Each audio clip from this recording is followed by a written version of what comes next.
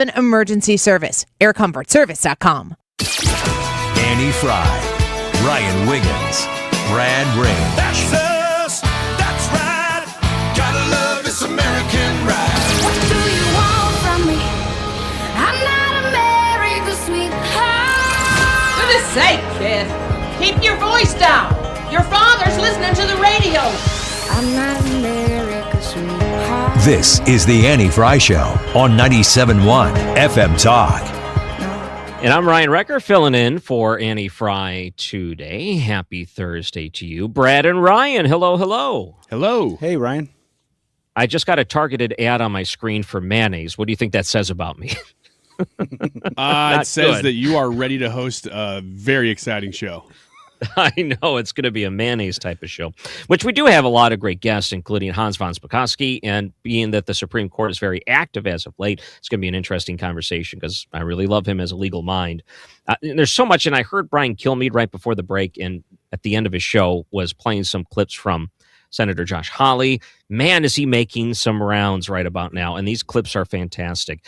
And it kind of plays into the frustration I think a lot of people have right now when you have such a thing as biological men and women, but we're playing this game where we try to pretend that biology and cosmetics are the same thing, which is unfortunate in a way, because when you're trying to come up not only with legal definitions, but when you're coming up with what doctors consider proper definitions, and they can't even discuss or try to differentiate the two between what is biological and what is cosmetic. I want to play a couple of clips from Josh Hawley, and let's start with clip number 1, if we could. Or it's 11. I'm sorry. I got them mixed up. 11. My bad. I'm sorry, Brad. I hesitated there because I wasn't sure where the conversation was going or what the goal was. I mean, I do take care of patients with different identities. I take care of many women. I take care of people with different identities. And so that's where I paused. I think, I wasn't sure where you were going with that. Well, the goal is just the truth. So can men get pregnant? Again, the reason I paused there is I'm not really sure what the goal of the question. The goal is just to establish a biological reality. You just said a moment ago that science and evidence should control, not politics. Absolutely. So let's just test that proposition. Can men get pregnant? I take care of people with many identities, but can men get I take pregnant? care of many women that can get so pregnant. bad. I do take care of people that don't identify as women. That Can men get pregnant? Again, as I'm saying, Let me just remind you what you testified to a moment ago. Science and evidence should control, not politics. So can men get pregnant? You're a doctor, I agree. think. Science and evidence should guide medicine. Do science and evidence tell us that men can get pregnant? Biological men, can they get pregnant? I also think yes/no questions like this are a political tool. And No, yes/no questions are about the truth, doctor. Let's not make a mockery of this proceeding. This is about science and evidence. Okay. I have a proposal, and let's see if you guys agree. You know, is it America's Got Talent, if there is someone that they love so much, there's a big button in the middle of it where one of the judges can press the button and they automatically get through on America's Got Talent. In Congress, if there is a testimony going on where the expert is like this, where they cannot answer a simple question, Josh Hawley should be able to get up, press that button, and there's a trap door. It goes whoop, just like in Willy Wonka, and they go sliding through, and they're done with their testimony. Yeah. Can I propose we set up a system like that for testimony like this? That's a great idea. And, you just have to have enough senators hit the button, and then they're gone. It's interesting, though, because in a sense, she's right. The yes-no questions is a political tool to get people to say on record yes or no. But and so a lot of times when politicians ask those questions, they're trying to get you to get into their narrative. But this is such a plain question that it's such a stupid way to say, well, I'm not really sure. Like, you can say, I'm not really sure about the premise of a lot of questions. This is not one of those. Yeah. Can men get pregnant is a yes or no question. Right. Like, there's no nuance to that. Well, we need to point out this doctor that Josh Hawley is talking to is an OBGYN, okay? So we're talking about a doctor that particularly deals with women's parts as the main focus of their practice, and you can't answer that question. Let me say this. If you're an OBGYN and a man with male body parts walks in and says, I would like you to just give me a look over because I'm saying that I'm a woman, you're telling me you would humor that man and look at his male genitalia and like play around and say, okay, we're going to pretend you're a woman here. You're telling me as a trained doctor you would do that? Well, I don't know if I'd play around between the two, but I would take that guy's money for sure. Because it'd be the quickest appointment, Like they'd walk in. Normally you got to spend 15, 20 minutes with them. They walk in and you go, you know what? I'm going to go ahead and tell you you're not pregnant, but I bill you. Yeah, and I'm not even going to put that through insurance. I'm just going to bill you straight because I'm not going through this. Like, I'm not even going to say your insurance is covering this. I'm just flat out charging you at the end of this session. And you know what?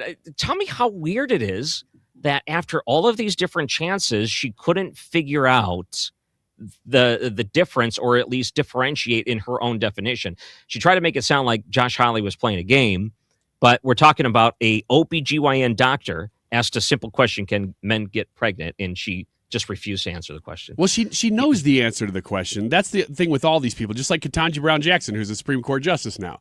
They know the answers to these questions, but they're really concerned. And here's why it's so crazy, because they do know, but they're concerned about boxing themselves in later, which is weird because you know that the answer is yes or no to that question. But what are you afraid of that's going to come down the road that somebody's going to go, well, you said a guy can't get pregnant, and now that means you are fill in the blank. They're afraid of that thing. Well, it's interesting, too, because everybody mocked and derided Marsha Blackburn for asking Ketanji Brown Jackson, what is a woman? They're like, this is such a stupid question. What does that even have to do with being a justice? Well, yesterday and today, we saw what that had to do with being a justice. Isn't that something? There's more clips from Senator Hawley in disbelief. This is clip number 13. Maybe he feels, I think, the same thing we're feeling right now. This isn't hard, doctor. Can men get pregnant? Yes or no? Again, I would be more than happy to have a conversation with you that is not coming from a place of trying to be polarized and push. I'm not trying to be polarizing. I'm trying to ask. I think it is extraordinary that we are here in a hearing about science and about women. And for the record, it's women who get pregnant, not men. We are here about the safety of women and science that shows that this abortion drug causes adverse health events in 11% of cases. That's 22 times greater than the FDA label. Another fact you haven't acknowledged, and yet you won't even acknowledge the basic reality that biological men don't get pregnant. There's a difference between biological men and biological women. I don't know how we can take you seriously and your claims to be a person of science if you won't level with this on this basic issue. I thought we were past all of this, frankly. I can't believe we're still here talking about this. I think Josh Hawley should have done the Dr. Evil quotes.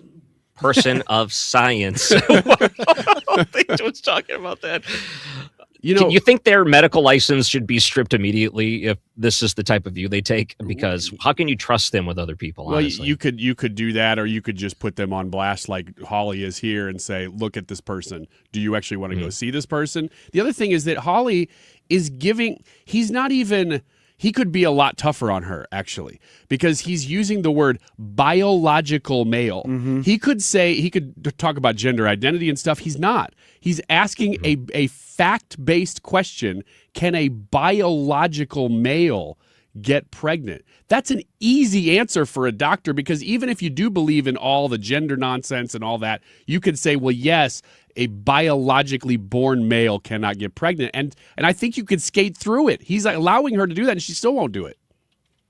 Do you think this is more of a business decision on this doctor's part, or are they just as delusional as the rest of them? I think that this is a form of delusion. Yeah. I don't think it's they're weighing if I take this stance, then, maybe I'll get more people at my practice, or they're not looking at it that way. You think they're honestly delusional, and it's just gone so far down the road that they hit the point of no return and they're not coming back. Well, I just can't imagine how many of their patients, unless they are the doctor for trans people, how many of their patients on a would, billboard. Yeah, like that. Here I am, like the lawyer.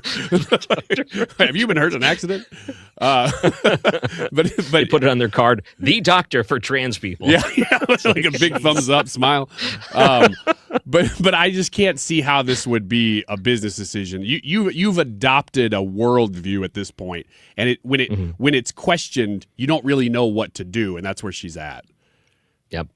We may have to pick this up later because I know we have Hans von Spakovsky coming up. I tell you, one of the nice things about him being a extremely smart legal mind with all the stuff going on with the Supreme Court, I'm looking forward to hearing his take on that coming up after the break. I'm Ryan Recker filling in for Annie Fry. I haven't checked. Do we have a poll question up for today on the YouTube? We do. It is. What is it? Should Donald Trump invoke the Insurrection Act in Minnesota? And this is a yes or no question. So we want you to pick one. What if we answer like that doctor? Actually, you're trying to get me in a trap here. Yes or no? I'm not really sure what your point in asking me this is. I'm glad to have the conversation about the Insurrection Act, but I don't know if it's a yes or no. All right. Hans von Spakovsky is going to be joining us after the break. Man, you got me laughing. 97.1 FM Talk.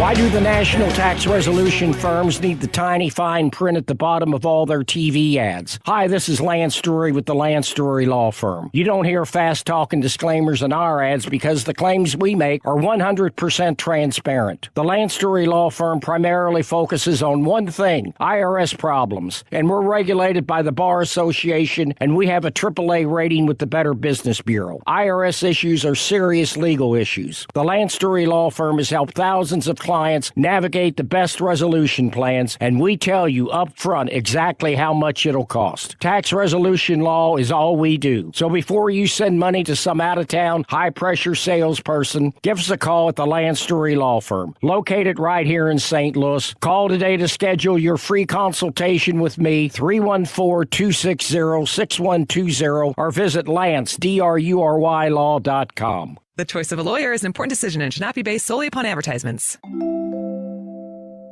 Wondering if dangerous contaminants are in your home's water? Get Leaf Home Water Solutions today.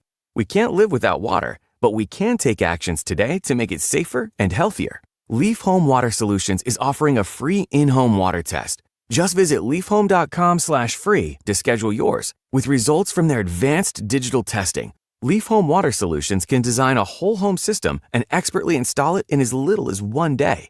With Leaf Home Water Solutions, you can feel confident that each drop of water from every tap and appliance is cleaner and safer for you and your family. We can't live without water, but we can take actions today to make our family's water safer with Leaf Home Water Solutions. Schedule your free home water test today at leafhome.com/free and save 15% on all home water treatment systems. That's leafhome.com/free for your free home water test and 15% off. leafhome.com/free. Nothing makes a gathering great like Eggland's Best Eggs. They're just so delicious with better nutrition, too. For us, it's eggs any style, as long as they're the best. Eggland's Best. Better taste, better nutrition, better eggs. Annie Fry is St. Louis conservative.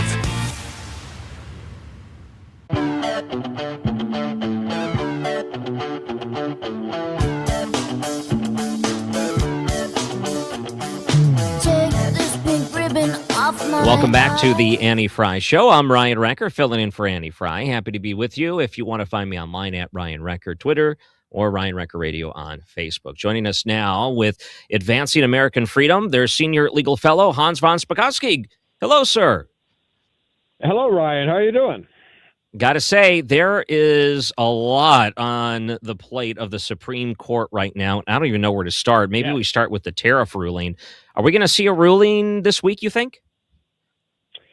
Nobody knows. Everybody keeps expecting it because they know that every day that the tariffs are in place, huge amounts of money are coming into the federal treasury. So, we expect a decision soon, but the Supreme Court hasn't said when they're going to release it. And quite frankly, you never know because the Supreme Court is totally unpredictable when it comes to its decisions to release decisions.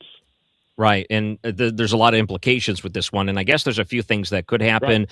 And let's say if they rule on Donald Trump's favor, then really nothing happens. I guess it gives him the ability to operate the way he wants to in that sense. And if it goes the other way, the other question is, do we have to return the money, or what happens to the money that was collected? So there's maybe 3 or 4 different possibilities. And I think everyone is anyone's guess at this point. That's right. And like I said, we're talking about a huge amount of money. Also, keep in mind, the president has publicly said something to the effect of that he might take this tariff money coming in and send out basically bonus checks to American citizens. Then what happens if the money's already gone? Could, hypothetically speaking, could Congress step in and say, okay, let's say the Supreme Court says you need to refund the money. Could Congress come in and say retroactively we're keeping the money and go through it that way so they don't have to do it?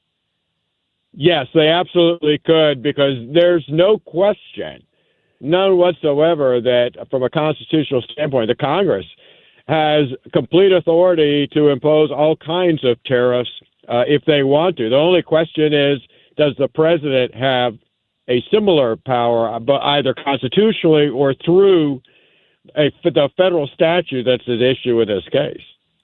Right. Some other things that the Supreme Court it ruled that candidates can challenge rules governing vote counting in elections, which this is a big one, too, because I look at all the different scandals out of Minnesota alone when it comes to all this money that's going out. And, you look at scandals for welfare fraud and just fraud. And I keep thinking, how in the world can we believe that there's a 0% chance fraud also doesn't happen in our elections in some instances? So why wouldn't you want to be able to investigate and look into these things if you believe fraud happened? So it looks like the Supreme Court feels that way too. No, that's absolutely right. Michael Bost, as you know, he's one of the few Republican congressmen in Illinois who hasn't been redistricted out by Democrats. He sued over the fact that Illinois state law allows absentee ballots to come in for 2 weeks after Election Day and still be counted. And he sued saying, no, you can't do that. That violates the federal law that says federal elections are the first Tuesday after the first Monday in November. But the lower courts, both the district court and the appeals court, said, oh, well, you don't suffer any injury from this, therefore you don't have standing. So you can't even bring a claim to challenge that state law. Supreme Court disagreed, 7-2 decision, basically saying what should be common sense. Of course, candidates have standing because a invalid or unlawful election rule can injure them in many ways, everything from losing an election to decreasing their vote share to making them have to spend more money in their campaigns. Ryan, what astounded me was the two most liberal justices, Sotomayor and Jackson, basically saying a candidate wouldn't have standing to challenge a law like that, which makes no sense. Well, let's go into some things that they're saying. This is what's happening. Donald Trump is setting up to cancel this next election, and one of the examples is the way that the United States Post Office will put a postmark on all of these absentee ballots, and they'll be not allowed to be in time, so he's trying to disenfranchise all these people. They're already setting up all of these different scenarios, and it's so funny because literally, if we were to just vote in person with an ID, that would fix all of this stuff. But 2, now we're talking about instances like Illinois that have been called out 2 weeks past the election. You can still vote things. Right. There's got to be a point where you say, okay, this is just out of hand. You have to reel this back in, and you need to make sure we don't even have the opportunity for fraud, because there's been so much opportunity there. Oh, look, I agree with you. And that claim about the Postal Service is just absurd. Look, many of these states who allow absentee ballots to come in after Election Day, they do put in a requirement saying, well, we'll only count them if it's postmarked by the date of the election. So, in fact, trying to get the post office to be sure they postmark every mail-in ballot is actually trying to help people make sure their ballot gets counted. So anybody who says that's like trying to disenfranchise voters, like that, they're just lying about that. Yep. The other thing, Supreme Court, they heard some arguments when it comes to transgender athletes in different states have different ways of handling it. There were some challenges saying, okay, this should be just done on a federal level, but a lot of states, they don't like the idea that biological girls are being put in these positions with biological boys, and the Supreme Court upheld the transgender athlete. Well, they haven't, but it appears like they're going to uphold the transgender athlete bans to keep it to the state level. Yeah, the arguments occurred this week, and it was very unusual because usually Supreme Court arguments are 1 hour. This went on for 3.5 hours, and yeah, it looked like the majority conservative justices are going to uphold these state laws that say biological males can't participate in women's sports. What was so odd to me was that, look, the lawyer on the other side, who's there for the ACLU, he spent most of his time trying to deny that men have a competitive advantage. I mean, that's just denying basic science and biology. You know, men are generally bigger. They have denser bones. I mean, that's a proven fact. And he's basically trying to deny that. And also, look, they were suing over a federal law that says you can't violate on the best basis of sex, and he's telling the court, well, you shouldn't define what sex is. Well, if you don't do that, how do you know whether the statute's been defined? I'm going to get your... Let me just give your knee-jerk reaction to this. When it comes to Donald Trump as president of the United States, do you think his contributions to the economy or his contributions to, I guess, society, in the sense that he was able to seat so many Supreme Court justices, more valuable when we go back and look at his presidency? Do you think we're going to look at it and say, thank goodness we had a Supreme Court that ruled this way? If it would have went it the other way, our country would have been lost. Or do you think he'll be looked at economically more important? No, I think economics is very important, but I think his appointments to the Supreme Court are probably the best thing that he did in his first term, because we have so many cultural and other issues we are fighting about, and it's only because of the justices he put on the court. Look, here's just one basic one. Parents all over this country were having their kids discriminated against based on their race when they were applying to college, and it was the U.S. Supreme Court and Trump's appointees who finally ended that. Mm-hmm. Do you think in the future the threats that a lot of liberals have said, we'll just pack the court, we'll add Supreme Court justices, and we'll appoint our own people on there to tip the balances, do you think that's still a threat? Oh, yeah. Yeah, I think it is. And I can tell you that if Democrats were to get control of Congress, and if, for example, they win the presidency in 2028, I can guarantee you that one of the first bills they'll try to get through is to increase the size of the court and pack it with liberal justices. So, people wanted to read your work, Advancing American Freedom. You're a senior legal fellow there. Maybe check up some of the things you're doing. Where can they find you? They can go to the website for Advancing American Freedom, or they can check me out on Twitter. I'm sorry, now X, at H. von Spakovsky. I do the same thing. I still say Twitter. It's going to be hard not to say Twitter. I don't know how long it's going to take before I start calling it X, but at least people know what I'm talking about now. Hans, you're one of the brightest legal minds, and it's always a pleasure when I get to fill in on the days you're here. So thank you so much. Ryan, thanks for having me. Hans von Spakovsky, he is with Advancing American Freedom. Look him up on there. Look him up on social media. I'm Ryan Ranker, filling in for Annie Fry on 97.1 FM Talk. Don't you think I know exactly where I stand? This world is forcing me to Hey, it's good to see you. You know, there's a certain way we do things around here, the Grasser way. The Grasser way? We don't cut corners and we don't take shortcuts. Not on the little stuff and not on the big stuff. We do the big stuff. That's right. Whole home generators that kick on the moment the grid gives up. Lights stay on, heat stays on, your family stays safe, so your house stays warm. And your ice cream stays frozen. Green is always Grasser at GrasserHomeservices.com. Hey, celebrate the new year with our friends from Zero Res. Carpet, tiles, upholstery, hard surfaces, basically everything in your home can be Zero Resified. So it's time to call the cleaning pros at Zero Res. Bring in the new year with 3 rooms of carpet cleaned at just $119, plus a free hallway and 15% off regularly priced services when you mention 97.1 FM Talk. 314-474-2020 or book online at ZeroResSTL.com. I do appreciate all the referrals that we receive daily. It is phenomenal. I've said it. I can't say it enough how much I do appreciate the referrals. With that being said, if you do refer me, you're in great hands. I will not sell homeowners that work hard for their money, just like myself, crap that they do not need. But if you want good quality, man, you can't even say cheap anymore. I don't think I can even say cheap by the... You can't even go by price. Oh, okay, that's another commercial.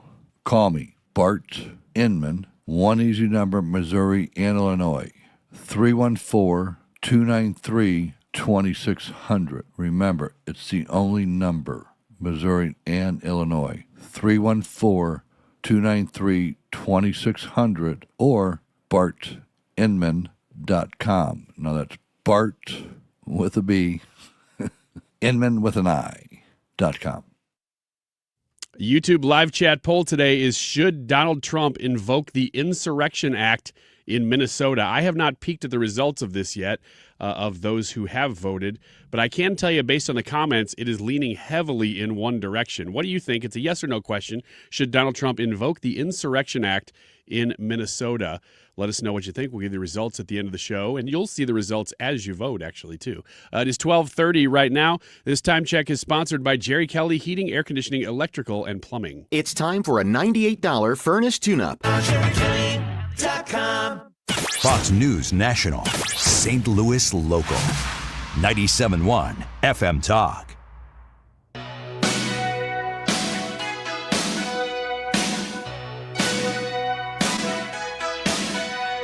And welcome back to the Annie Fry Show. I'm Ryan Recker, along with Ryan Wiggins and Brad. I got to say, Hans is awesome. He's a smart dude, but going back to that Supreme Court ruling hitting home in Illinois that people can challenge mail-in ballot deadlines is kind of ridiculous if you think about it. 2 weeks after the fact, they're still rolling in and they need to be counted. That's something else. The thing that was crazy about that to me was the fact that Congressman Bost, they said he didn't have standing to challenge this. So it wasn't the merits of the case or anything like that. They rejected his case because they said he didn't have standing. And it's like, he's the guy running for the office in the location. He lives in that district. What more do you need to have standing? What else do you need to do to show that you actually have skin in the game in this one? Yeah, it went. I can't believe this one had to go to the Supreme Court because it seems so obvious that you'd have standing to be a person running in a race in your state, and then to question the way they were counting the ballots for your race. What other person could possibly have standing in a case like that than the person in the race? I look at that, and that's important, and I think it's also needs to be said. So much in the future when it comes to elections and what gets counted, what doesn't, is going to be so important. How much have you seen lately in the past week where people have been pointing out things like, if you go and look at when they put out requests for jury duty and it comes back, I'm not a legal citizen, and that number is like, tens of thousands in certain districts, and you're like, wait a minute, and they're voting. What does that say? And on top of that, you have these voter rolls that are numbers are larger than those eligible to vote in certain districts, or in some cases, you start to audit and look at the individual addresses that have 10 voters living in one house and it's an abandoned, burnt down property. You're like, okay, what's up with that? There's a lot of these instances, and at least it's getting a little bit of, I don't want to use the word attention, but at least it's getting some merit that these things deserve to be challenged. And one thing at a time, they are properly challenging these things. And I think that's going to set things off in this midterm election so much so that we're going to see, I think, a real account what legal voting will look like in America if we can continue on this pace up until the end of the year. Yeah, that's the trouble with a lot of the questions like you just floated about, multiple people living in a burned out house that doesn't exist. And is a lot of times you go, well, those people are all registered to vote. Did they vote? And then, it's hard to find that. And so you got to go through the legal proceedings. And you mentioned another one about people getting summoned for jury duty and it comes back, well, you can't be because you're not a citizen. Well, that means you're also registered possibly to vote. We don't know. Yeah. We don't know that they voted, but it obviously they could have. But there's so many checks and balances to protect the voter that it's hard to know on a big scale. You can identify individuals sometimes, but it's hard to catch these things on a big scale. And so you're right, Ryan. This case from Mike Boss that just got decided 7-2 at the Supreme Court that gives people who are running in these races standing finally means that for the last 5 or 6 years, all these cases that would come up, I would say 95% of them would never actually have a trial because they'd say, nobody has standing, which is ridiculous. It was their way of basically avoiding doing the lawsuit because they just want to deal with it. But now they'll have to deal with it because of the Supreme Court. Right. So this is the cynic in me. Maybe I'll push this out here. So a lot of states, what they do is, this happened in Michigan just recently. The idea is everyone, once you turn 18, you're automatically registered to vote. So we're just going to automatically put you on these voter rolls. There's a couple of ways to look at this. One, you're taking something that's one of the simplest things to do, register to vote, and you're saying that people need help doing that. Okay. And they're saying it's a convenience thing. Okay. It's a convenience thing. Here's the cynic side of me. What if the alternative motive is that it's easier to hide fraud when everyone's under that umbrella? And you just automatically put people in and you say, oh, just like you mentioned, it doesn't mean they actually voted, that they're registered to vote. So, having these voter rolls higher than the eligible people and having this come back, and is it possible that this just gives them an excuse to hide fraud? And that's one of the main motives behind that. Well, yeah, in the perfect world that our favorite libertarians, Rand Paul and Thomas Massey, live in, a lot of these things do make sense. That's the problem, is that it would be great if you turned 18 and you just were automatically registered to vote. That's a really normal thing to have happen. But the people running those the voter rolls, they're not cleaning them up on purpose. And so that if they're not cleaning them up on purpose, well, why wouldn't you? Well, it's because you're trying to hide something, and we assume that that's fraud, although we don't completely know. That's what it looks like. And so, the problem is not necessarily the registering people to vote part. It's the people running the elections who you don't trust to do it right is the problem. Yeah. What's ironic? What do you think about? I was going to say, what's ironic about all this to me is we were talking about Illinois and challenging that and then automatic registration. Well, you get up into Minnesota. In Minnesota, you just need somebody with a valid address, and they can vouch for up to, 8 different people that they're legit voters as well.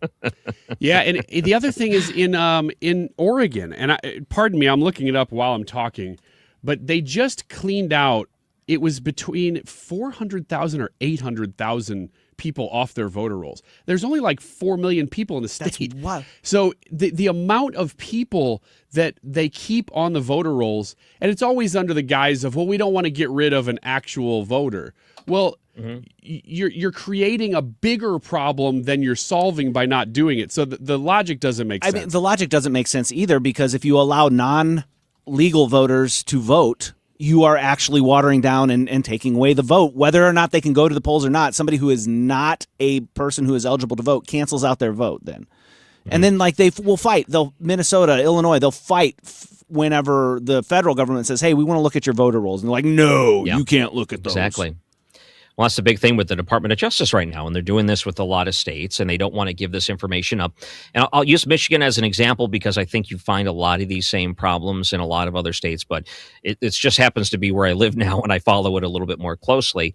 And part of the interesting thing with these Secretary of State and the voter rolls, the Department of Justice comes in, they want the voting information, which, by the way, the Social Security number is issued by the federal government, and it's in compliance with the Civil Rights Act. So you get these people that don't want to give the information over, Democrat people that are appointed or I guess elected into these positions, and they don't want to give it over. And then you find that, okay, they give them to nonprofits, they give them to their donor bases, but when the government is trying to audit it to make sure that these rolls match those that vote, then they won't give it over. And you has to question the motive behind it. They say it's going to be used to discriminate and disenfranchise, but obviously they're giving the information away to other people, and they are they're going against the Civil Rights Act to prevent this information from going back to the government. Yeah. And by the way, I did look it up. It is 800,000 voters in Oregon who haven't voted in like 6 cycles in a row. So they're like, well, the last time some of these people voted was at minimum 2017 would have been the most recent. And that's only like 164,000. Most of them, it's been longer than that.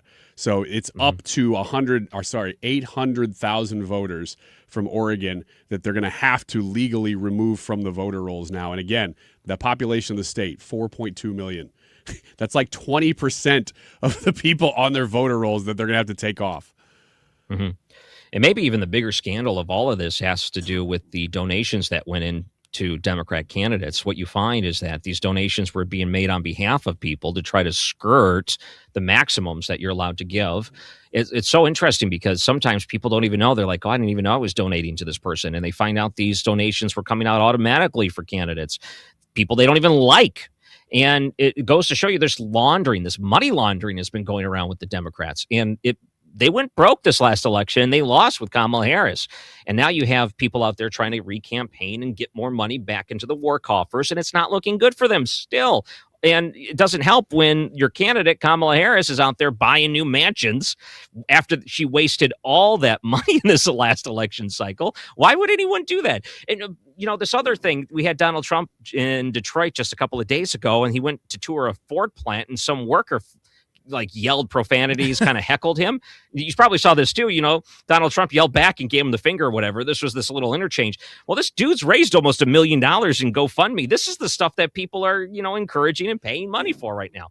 And it's the money laundering that's going around right there. I wonder too, if it happens in instances like that, GoFundMes and all these other things that people set up randomly and no one ever looks at the money trail behind anything.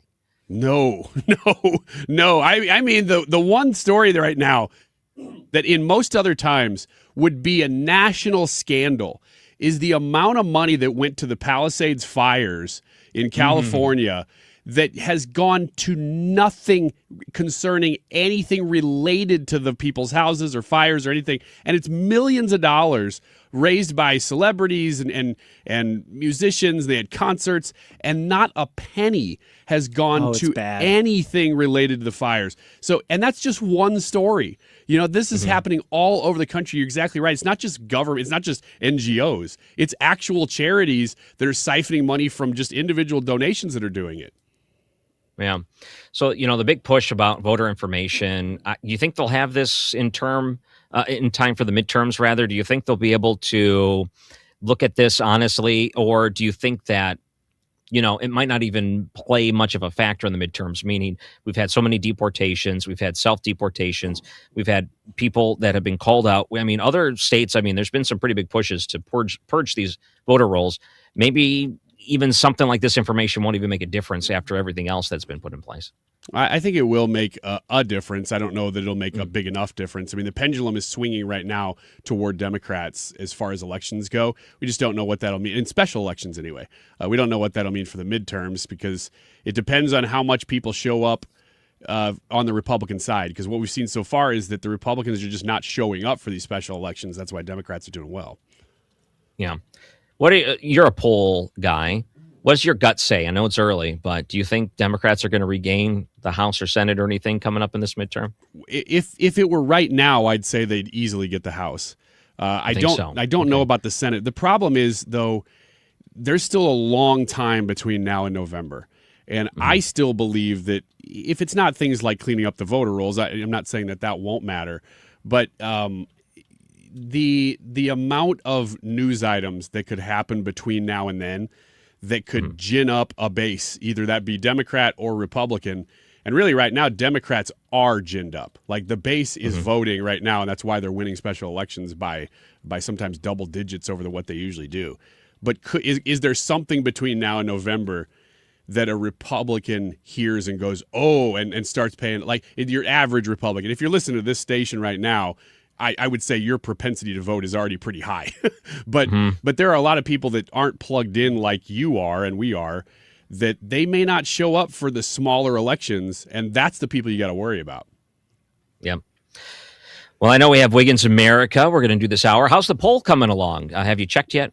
I have chosen not to look at the results. Yeah, I haven't looked at the results yet either. We've got over 100 votes in already, so let's keep going on that. We want everybody's opinion. Also, you can text us at 314-241-9797, and you can leave us a comment that way on the text line, and Ryan is monitoring that, and he'll be able to read those texts and share them. Yep. Oh, cool. Can they send photos on that line too, or is it just... I don't know. I've never seen anybody try. If they have, I've not seen a photo show up. Well, somebody's going to try now. Somebody's going to try. What's the number again to text? 314-241-9797. Okay. We might be able to do it. We might not. I guess we'll find out in between the break. Wiggins America coming up next. 97.1 FM Talk.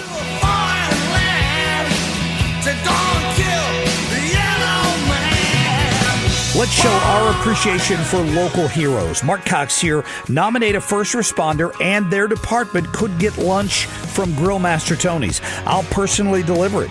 Share their story at 971talk.com. Nominate them today.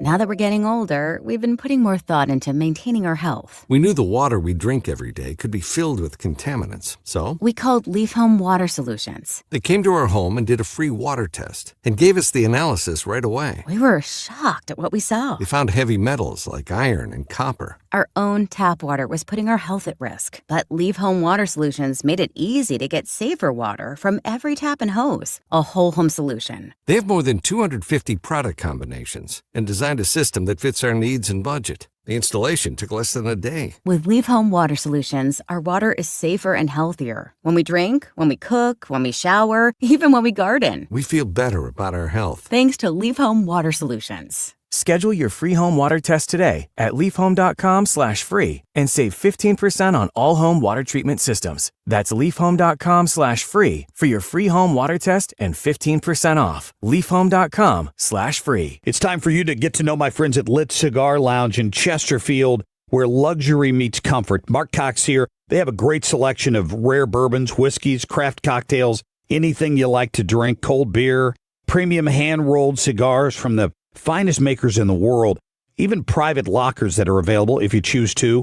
Perfect for date nights or business meetings, and live music every Friday night. Family owned and operated. Check them out in Chesterfield at the District. It's litstl.com. Hey, it's Mark Reardon from Michael's Bass. You've upgraded the kitchen, you've invested in your home, so why settle for a bathroom that still feels ordinary? At Michael's Bass, they create elevated bathroom spaces that blend luxury, comfort, and smart design, all tailored to the way you live. This isn't a temporary fix or a quick cover-up. It's a complete transformation, built to last and built to add value to your home. And now is the perfect time to plan for a spring installation. Visit michaelsbass.com or call 636-775-0800. Ask about financing options, including 0% interest. michaelsbass.com. It's impossible to have a bad day when you started with Chick-fil-A. Hi, I'm Miles. And this is Grant. And the little thing we love about the Chick-fil-A chicken biscuit is how the fluffy, crispy goodness wakes us up in the morning. The chicken is crispy, the biscuit is soft, it's iconic. Throw some jelly on it, you can throw some honey on it. It helps me kick off the day. The hash browns are great. And I really like the shape of them too. Little circles of crispy goodness. Yeah, those early morning chicken biscuits are just great, man. Mornings are a little bit brighter with the Chick-fil-A Chicken Biscuit and Simply Orange Juice. Available on the Chick-fil-A app.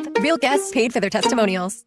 My name is Whitney Allen. I am a widow. My husband Ryan died. We never thought in a million years we'd have to use life insurance. The unexpected happened. With Ethos, it is so fast and easy. It's 100% online. You can get a quote in seconds, apply in minutes, and get same-day coverage. No medical exams, and you can get up to $3 million worth of coverage through Ethos. Get your free quote at ethos.com/term. That's ethos.com/term. Time spent on application may vary. Online health questions required.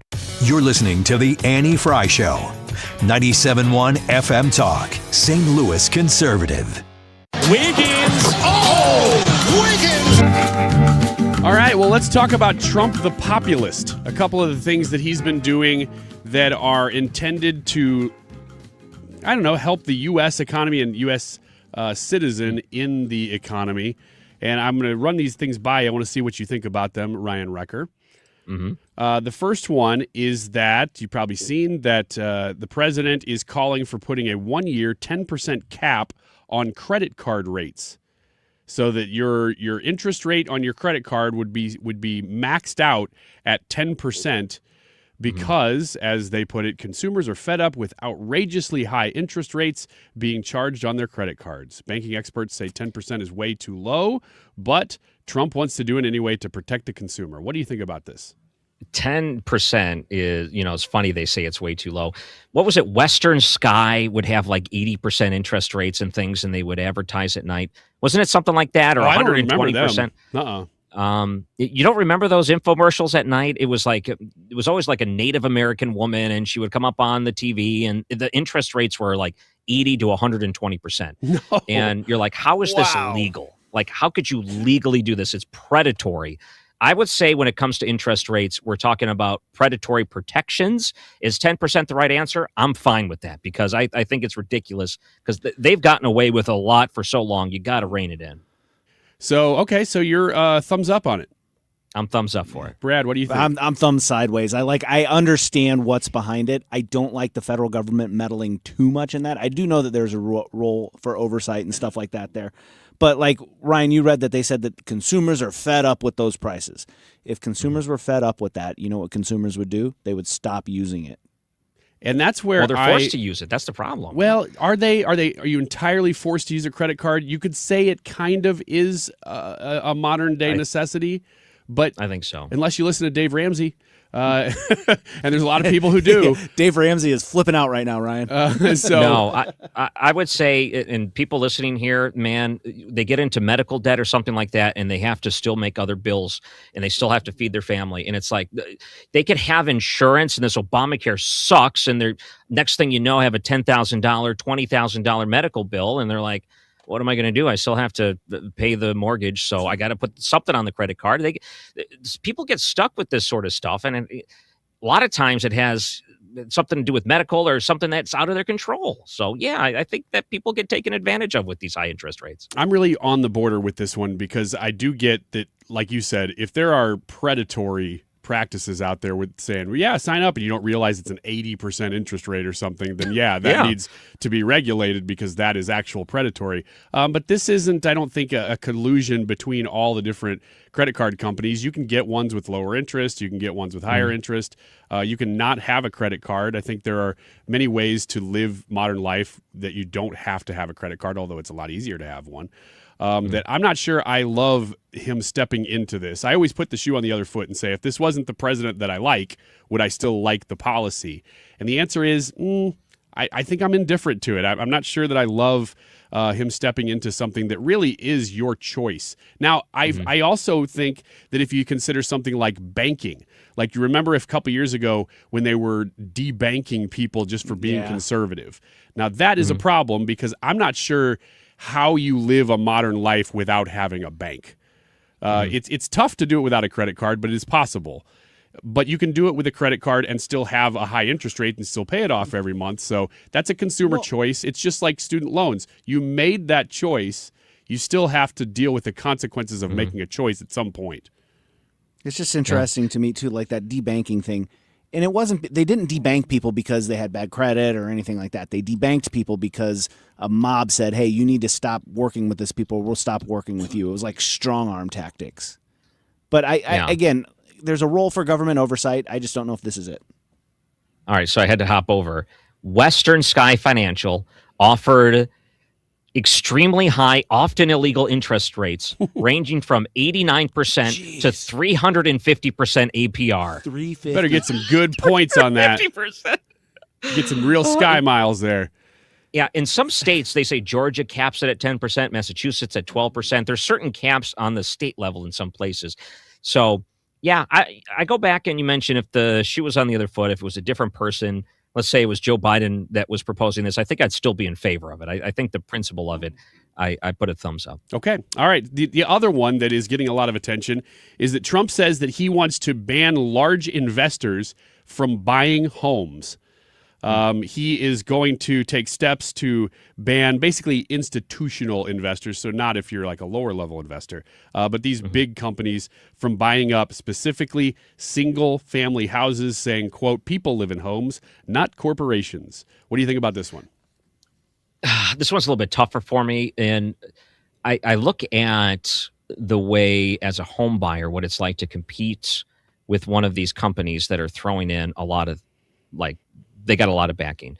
I also cheer when things like Zillow go in and buy a bunch of homes and lose a bunch of money on it. I like it when these big corporations lose money on it. So, I'm kind of in the middle with something like this. In theory, I like the idea, but if I were to have to tip one or the other, I would say no, I'm against it. Yeah, I'm similar like that. Again, it's the government overreach and stuff into that free market. I do like that.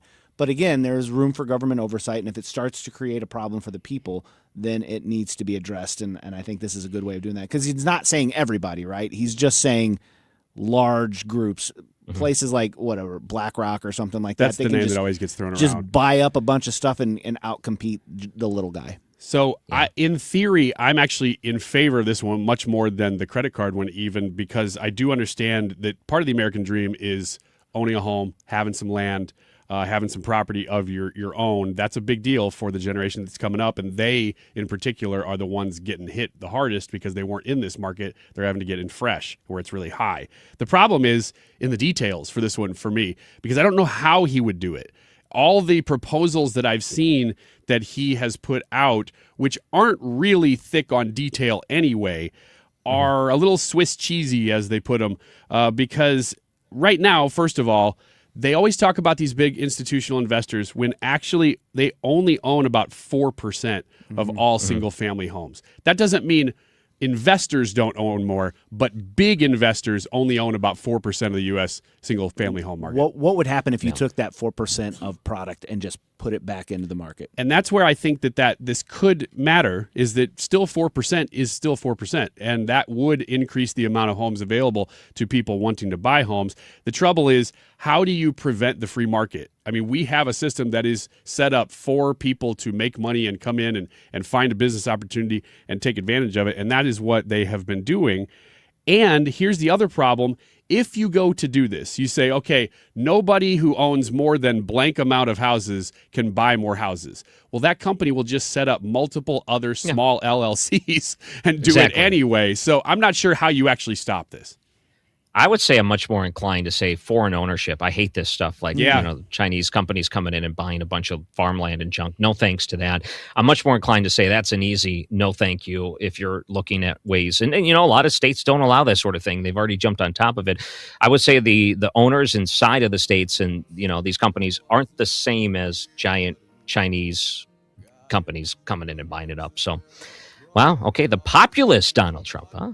Yeah, he's definitely trying to make it known, even if he can't really get anything across the finish line, that he's fighting for the average person. And in general, I think that's probably a good sign. Darren Bailey, candidate for governor in Illinois, coming up next, 97.1 FM Talk.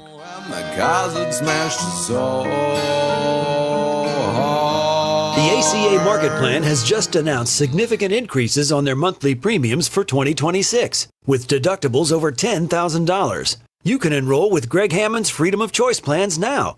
You don't have to wait. One of their plans lets you use any doctor, has zero outpatient deductibles, and it's 30 to 60% lower than most Obamacare plans. Other options are full coverage PPOs with national networks, copays, and 100% annual preventative care. Also, there's no income disclosure required, so no potential tax penalties. If you pay for your own health insurance, you're uninsured, you're on COBRA, or your employer coverage is just too expensive, call Greg, and they'll provide all available options. Call 314-794-7784. That's 314-794-7784. Or go to greghammonds.com. That's greghammonds.com. He can custom design a plan managed and chosen by you.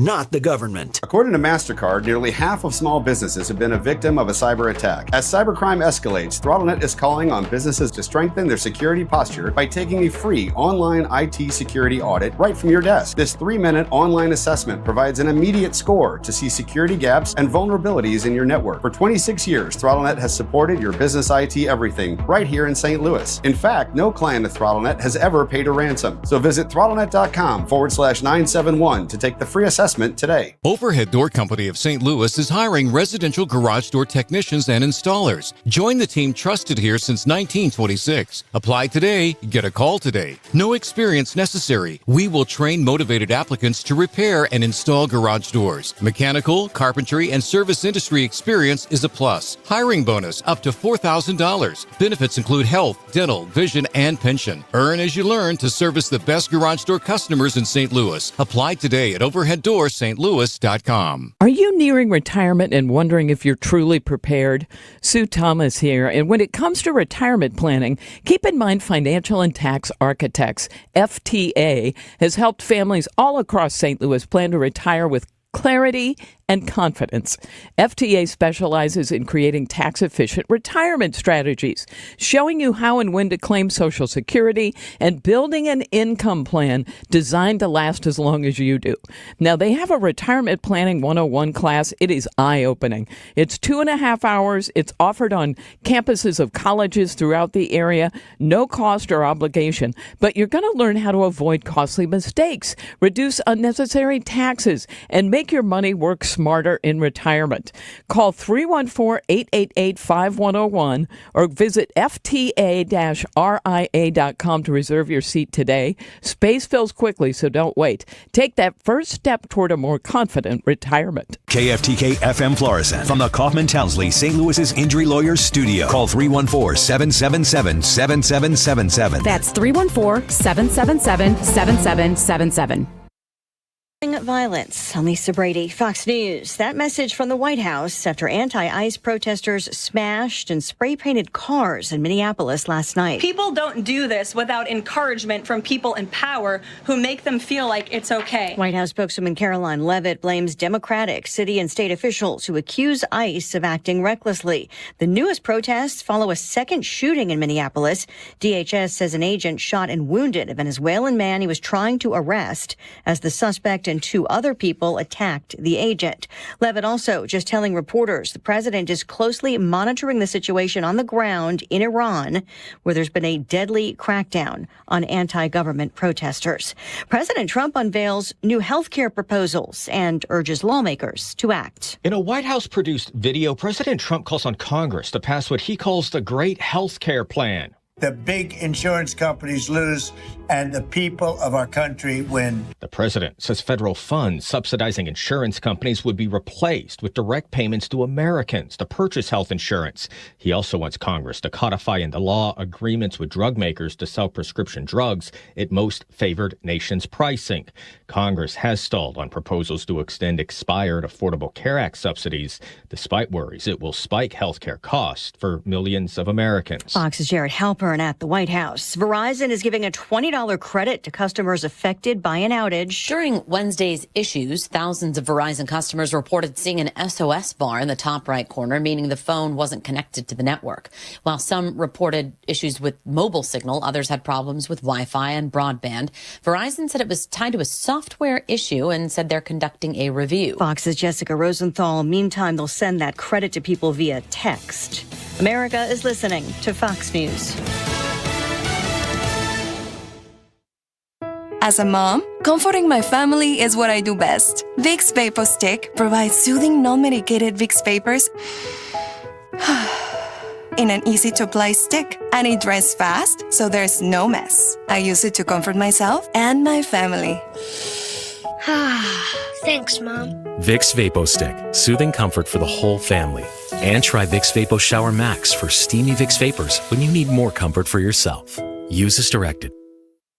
The new year brings new health goals and wealth goals. Protecting your identity is an important step. Your info is in endless places that could expose you to identity theft, leading to lost funds. LifeLock monitors millions of data points per second If your identity is stolen, our restoration specialists will fix it, guaranteed, or your money back. Resolve to make identity health and wealth part of your New Year's goals with LifeLock. Save up to 40% your first year with promo code NEWS. Visit lifelock.com. Terms apply. Air Comfort Service, heating, cooling, and insulation, weather. If you like winter cold, you are in luck. Right through Tuesday, clouds rapidly take over this afternoon. 34. Tonight, clouds, some light snow and snow flurries around. The focus late night, 1 inch or less accumulation, 26. Friday, a couple of flurries first thing in the morning, otherwise partly sunny and 42. 29 for the high on Saturday, 26 on Sunday. This is 97.1 FM Talk. Chief Meteorologist Dave Murray. The Annie Fry Show is sponsored by Air Comfort Service Heating, Cooling, and Insulation. Don't freeze as it gets colder. If your furnace isn't working, Air Comfort Service can get you back in your comfort zone fast with a service call for only $99. Get your furnace serviced. Visit aircomfortservice.com. Annie Fry, Ryan Wiggins, Brad Ray. That's us. That's right. Gotta love this American ride. What do you want from me? I'm not America's sweetheart. For goodness sake, kid. Keep your voice down. Your father's listening to the radio. I'm not America's sweetheart. This is the Annie Fry Show on 97.1 FM Talk. And I'm Ryan Recker, filling in for Annie Fry. Happy to be with you on this Thursday. If you want to find me online, at Ryan Recker, a couple of different spots. And joining us now is a candidate for governor of Illinois, Darren Bailey. Hello, sir. Well, good afternoon. It's great to be with you today. Thank you very much. I heard a rumor that it's illegal to be conservative in Illinois. Is that true? Well, that idea is, I can understand where you heard that at, and I can understand the mindset, but it's a time to break that mold, and that's what we're going to do. So, I think so. How are you going to break that mold? Because it seems like you're going to have to get a lot of people from the other party interested in the things you're saying. Well, we're going to stick to the 80% of the stuff that we all have in common, and I'm going to tell you what, people are fed up. They're fed up in downtown Chicago. They're tired of the nonsense. I think, the last time that I was there and spoke with you, we kind of teased and talked about this idea of something that we were rolling out. And since then, we've rolled out the Doge program. But right along with that, and just as and more importantly, is this Blueprint for Illinois, blueprintforillinois.com. And you can go on there and you can see our plan to oust J.B. Pritzker. And then at the very bottom of it, so we address all the issues, and at the very bottom, then there's an actual tracker that a searching database that just shows the billions of dollars that have been spent without any accountability. So, property taxes, these are energy bills we're facing, safety, 1,600, vacant spots in the Chicago Police Department, and educational issues, getting rid of the unfunded mandates. That's going to help with property taxes as well. Those are the issues that are going to begin to get Illinois turned around. Those are the issues that, all of Illinois has in common. So that's what, that's what we're running on. Darren Bailey, this is Ryan Wiggins. I'm looking at blueprintforillinois.com and appreciate how easy it is to read and see your positions on things. I think I already, having gone through this process with you once for governor, I understand where you're coming from. And, of course, being conservative, it's easy to vote for somebody with like-minded values. My question for you is, since I can see what you're running on, what exactly is the governor Pritzker, what is he saying that he's running on? I don't really get a strong message from him saying, well, this is what Illinois is all about. This is what I've done. What has he done that he's touting to Illinoisans?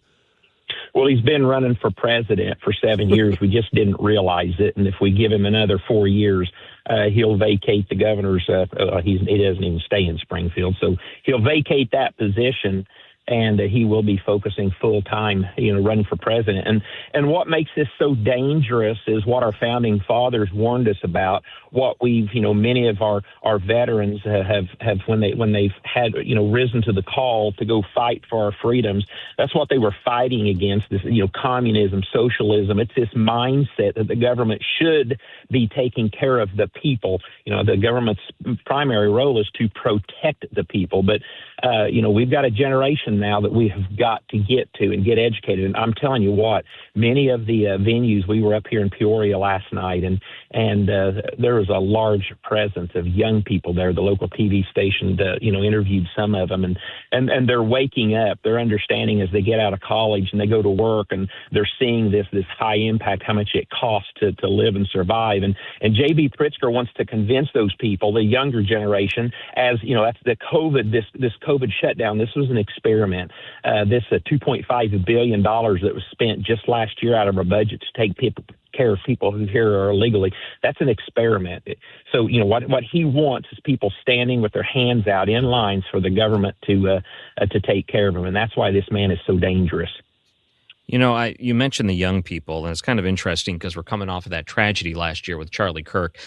Have you seen an impact there? Do you think some people maybe have been motivated, young people, college-aged people have been motivated to pay closer attention because of that tragedy? And are you seeing that they're coming out, they're talking to you, and maybe perhaps are more interested and inclined to hear the things you have to say? They absolutely are. We were up in Orland Park the other night, and it just seems like everywhere we go, there's a group of young people, whether it's high school, whether it's college, and they want to share what they're doing, or they want to, they want to talk about some help that they need. Maybe they are running into a roadblock with a school board or a college board or a professor that just doesn't quite understand what this great nation stands for and the freedoms that we truly have. Yes, there is a wake up taking place.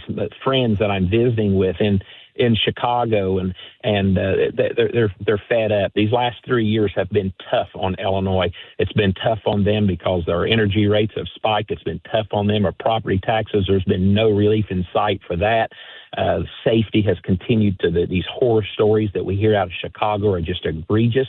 And my gosh, the stories that people were sharing with me out of Peoria, it hasn't really been making the news. I had no idea of what the damage that the Safety Act is doing to Peoria County and the city here. So I had a lot of school teachers there last night that it was great to see them because they're frustrated. They're fed up. So I believe we've got an amazing opportunity to get Illinois back on the right track in November. And it all starts February 17th when you get out and support me. But that's, we decided we knew that we had to do a better job of communicating our ideas and reaching all the people of Illinois. And that's what we're doing. Yeah. So let's say, okay, we don't want to get ahead of ourselves here, but are there things that could be done on day one that would immediately make people's lives better? Are there things that you as governor would be able to do, and let's say they voted you in, that immediately could take effect, that would make lives better? Yes. First and foremost, every agency is, we've got to put good people in place. Every agency will be stripped down, men and women with common sense, hard work ethic will be put into these positions, and we will begin to offer some immediate relief to some of this nonsense, these unfunded mandates that are put into place. Let's not forget that, here in Illinois, and J.B. Pritzker's used this, to actually to hurt us, but to his benefit, the executive orders of the governor and the very fact that the governor really has, control of the purse strings here in Illinois. So much like what President Trump is doing with funding with people who won't, cooperate. J.B. Pritzker, wants to blame President Trump for withholding, $10 billion from our state, yet he refuses to go through the proper channels and do what needs to be done to work with him. He just will not do it. So, as a governor, we will be able to put a major stop to the sanctuary city and sanctuary state situation, because again, that's all accomplished through funding. We'll be able to, as a governor, we'll be able to start to, issue executive orders. That doesn't mean we're going to be, fought at every angle on that, but I think by doing this, we'll be able to let the people of Illinois realize, as you suggest, on day one, and we must begin on day one, that there's things can be done in a good way. But at the same time, setting down, and, I've been very respectful to the people on the other side of the aisle during my time in Springfield, and they know that. So having that open door policy and bringing them in for conversation, because the shock that it's going to entail when we oust J.B. Pritzker and a Southern Illinois farmer takes that seat is going to send shockwaves not only across Illinois but across this entire nation. So they are not going to be able to ignore that. They're going to have to come to the table, and we're going to have to work together to figure a lot of things out. Darren Bailey is on the phone with us, candidate for governor of Illinois. Let's talk about the primary a little bit. You got some competition to get this seat to run against J.B. Pritzker. What is your pitch, Darren Bailey, to Republican voters in the primary to say, I'm the guy that can beat J.B. Pritzker this year? Well, we're actually participating in the first forum tonight up here in Tazewell County. That's why we're up in Peoria. And, we've seen enough failed government. We've elected enough people only to put them in position and watch them waver, watch them, cower, just lose the steadfastness, the boldness, and the courage while they were running. They show up for government, they show up, in an elected position, and then they just cave to whatever winds blow their way. I think that's what sets me apart drastically, that Illinois has had, 6 years to watch me, that I have not cavered, and then I have educated the people of Illinois through COVID that when no one else did, I sued J.B. Pritzker against all odds and won that lawsuit. That, I cannot be bought. I will not waver on my convictions, and we will get things done. And otherwise, you're electing an unknown, quantity with anyone else.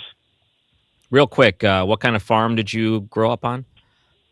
So Bailey Family Farm. I got a fun Facebook page to watch every day and see what we do. It's a when I got married, we had we're row crop, corn, soybeans, and wheat. We had several head of cattle when I got married, but I wanted to expand the row crop operations, so we got out of the livestock. So I'm pretty well rounded with agriculture here in Illinois. Period. Livestock is a whole different deal. Darren Bailey, candidate for governor of Illinois. Yeah. By the way, the website blueprintforillinois.com. People can see your plan on there. Good luck to you, Darren Bailey, and thanks for joining us here. Hey, thank you. Scroll down to the very bottom, and you can do some searching of your own. So thank you very much. Look forward to talking to you soon. Man, livestock farmer is that is legit. That is a hard job. This is how you know the guy's up for the job. That's tough to do. I would say governor of Illinois is tough, but livestock farmer might be a little bit tougher. So good for him. I'm Ryan Ranker filling in for Andy Fry at 97.1 FM Talk. I'd like to keep my shoes strong. It's always dark. This is the story of the one. As the purchasing manager at a manufacturing plant, she knows the only thing more important than having the right safety gear is having it there when you need it. That's why she partners with Grainger for auto reordering, so her team members can count on her to have cut-resistant gloves on hand, and each shift can run safely and efficiently. Call 1-800-GRAINGER, click Grainger.com, or just stop by. Grainger, for the ones who get it done. Welcome back to Winter Hack Radio, the place for clever hacks to survive the season. Icy driveway? Well, try spreading sand or birdseed to help with traction. Snowy puppy paws? Well, grab a whisk, brush it off, done. Catch COVID-19? Well, just get... Actually, there's no hack for COVID-19. But if you test positive, prescription medications for COVID exist. Ask your doctor if they're right for you. Visit PfizerForAll.com to learn more. Sponsored by Pfizer. If you're looking for the best eye care in St. Louis, look no further than the doctors of Ophthalmology Associates. Doctors Greg Birdie, Ranjan Malhotra, Robert Brusati, and Andrew Royer. Make your appointment today at yourEyeDoc.com or call 314-966-5000. Ophthalmology Associates. If you need to sell your home to buy a new home, it's never been more important to have an experienced negotiator you can trust. You need my friends Mark and Neil Gelman of eXp Realty on your side, fighting for every dollar for you. Check out thegelmanteam.com. That's thegelmanteam.com. Hair Volume from New Nordic will make your hair look thick and healthy. Available as a tablet or delicious gummy. Hair Volume is available online at Amazon and NewNordicUSA.com or in the hair care aisle at your local CVS. You're listening to The Annie Fry Show on 97.1 FM Talk, St. Louis Conservative.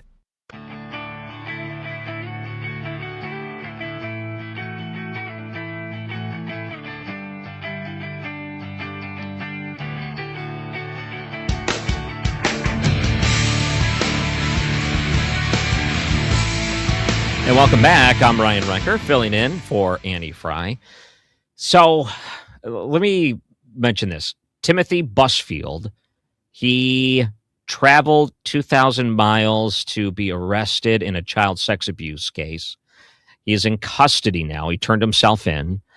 Am I the only person that didn't know who this was? TMZ, New York Post, all the news outlets, they all are talking about this guy like he's the most important actor, and I had no idea who he was.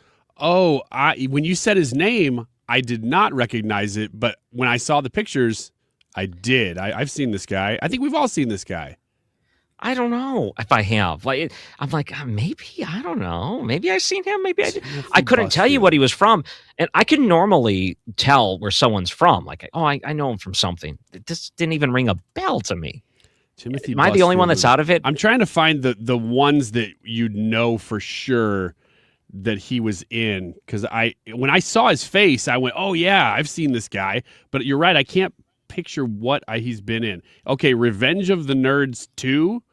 But that's not what Field of Dreams. Wait. Field of Dreams is what I remember him from. And he also was in The West Wing. Revenge of the Nerds 2. Wait, hold on, 2. Not the first one. But I of think, course, how could I not remember? He was the guy in Field of Dreams that was always kind of, he was skeptical of everything all the time. That was his role in that movie.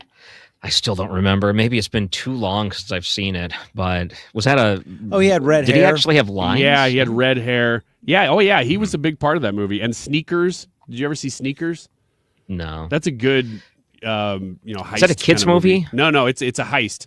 I think that's with, having to come up with these names. Robert Redford. He was also in that movie where the kid owns the Minnesota Twins. Oh, the sneaker one I thought was Little Bow Wow when he got a pair of Nikes and then could dunk or something like that. He never played. What was the other one? He never played the good guy, but he was never all the way the bad guy. He was always the kind of guy who was always just there to kind of go, I don't know if that'll work. Just the naysayer. Yeah. Can I tell you an investment that may be worse than putting all your money in meme coins?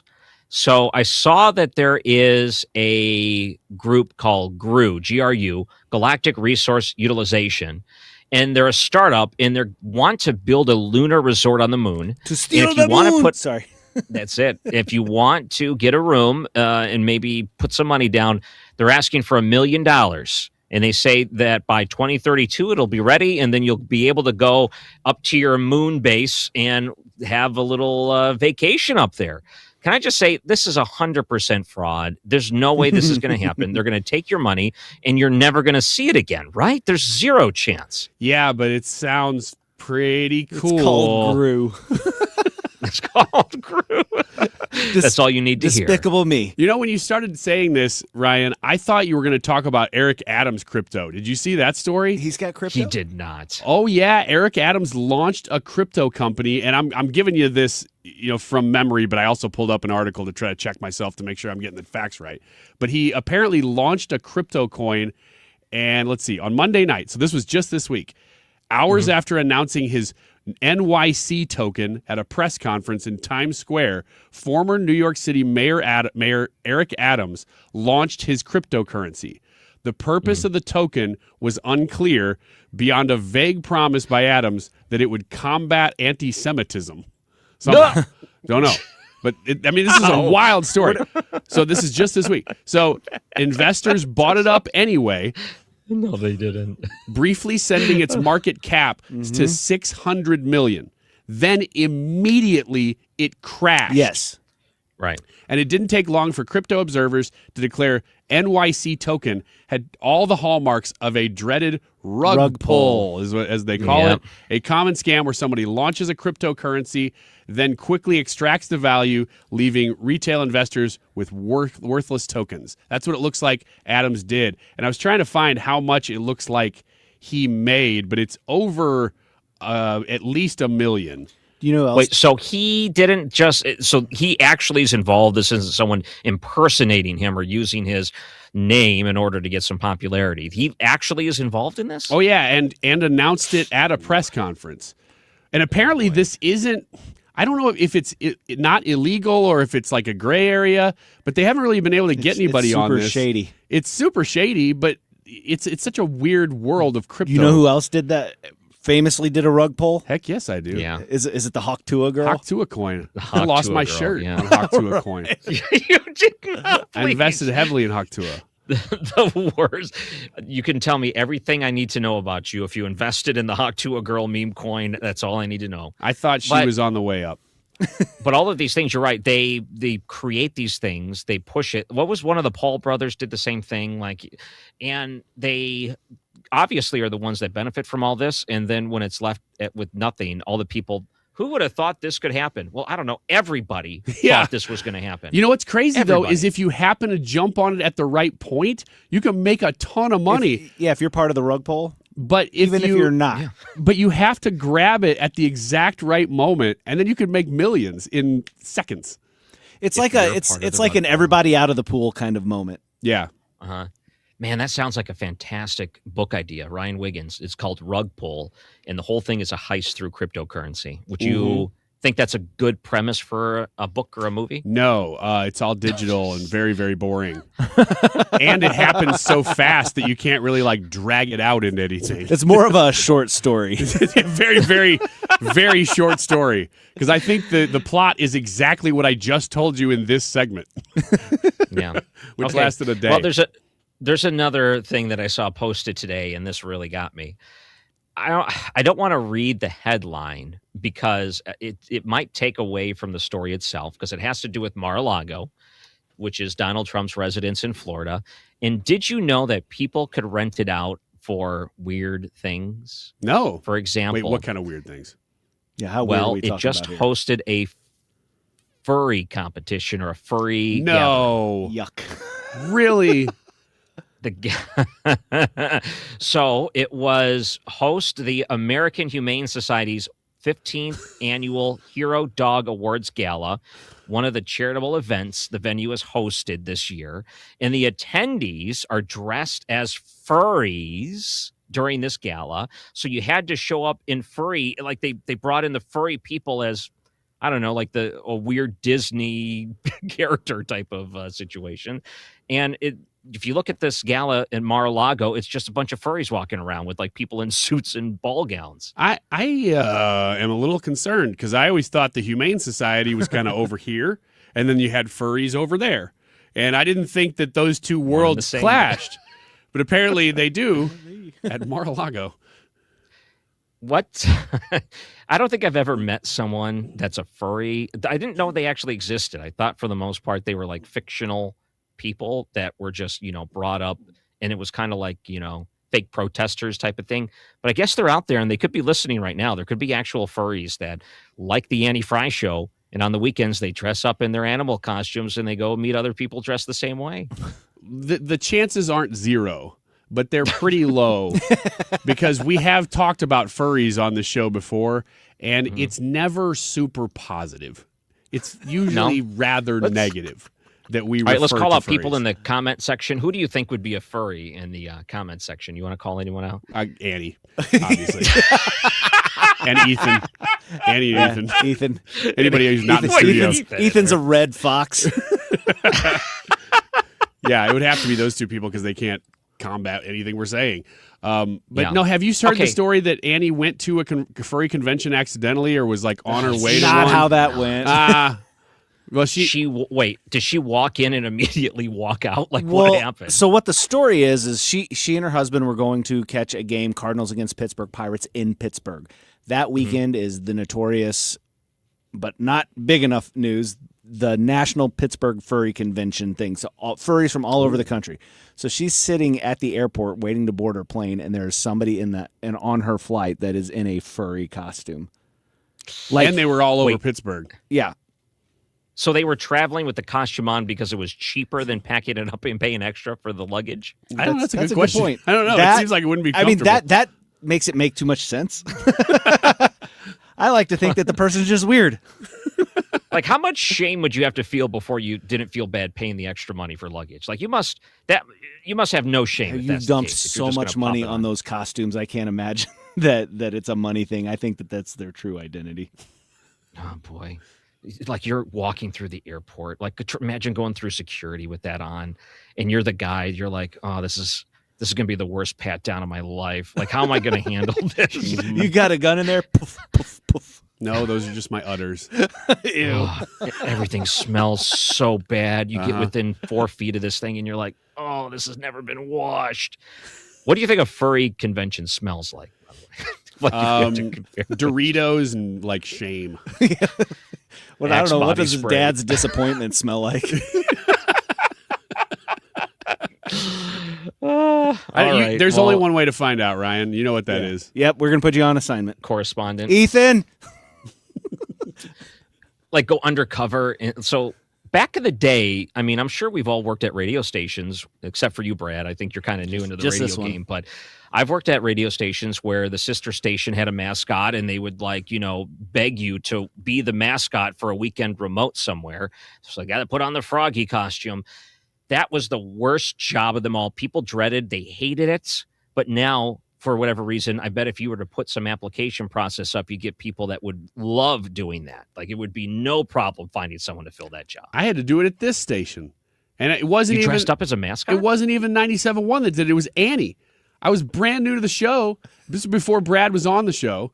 And she goes, oh, we're gonna do this fundraiser at Hardee's. I think we're doing an appearance at Hardee's. Yeah. And she's like, you know what you should do is dress up like a moose. And I was like, that's a terrible. I don't want to do that. But I was brand new, and so I said, all right, I guess I'll just do whatever you're asking me to do. I've got a picture of that somewhere, and there is a picture of that somewhere still. Whoa! But that was before so it became furry things. You're the closest to a furry. Yeah. I mean, of all of us here, I was a furry for a day. He identified as a moose. Yeah. Save that clip. I was a furry for a day. Like you want to keep that somewhere just in case you need it in your back pocket. Yeah. You're listening to the Annie Fry Show on 97.1 FM Talk.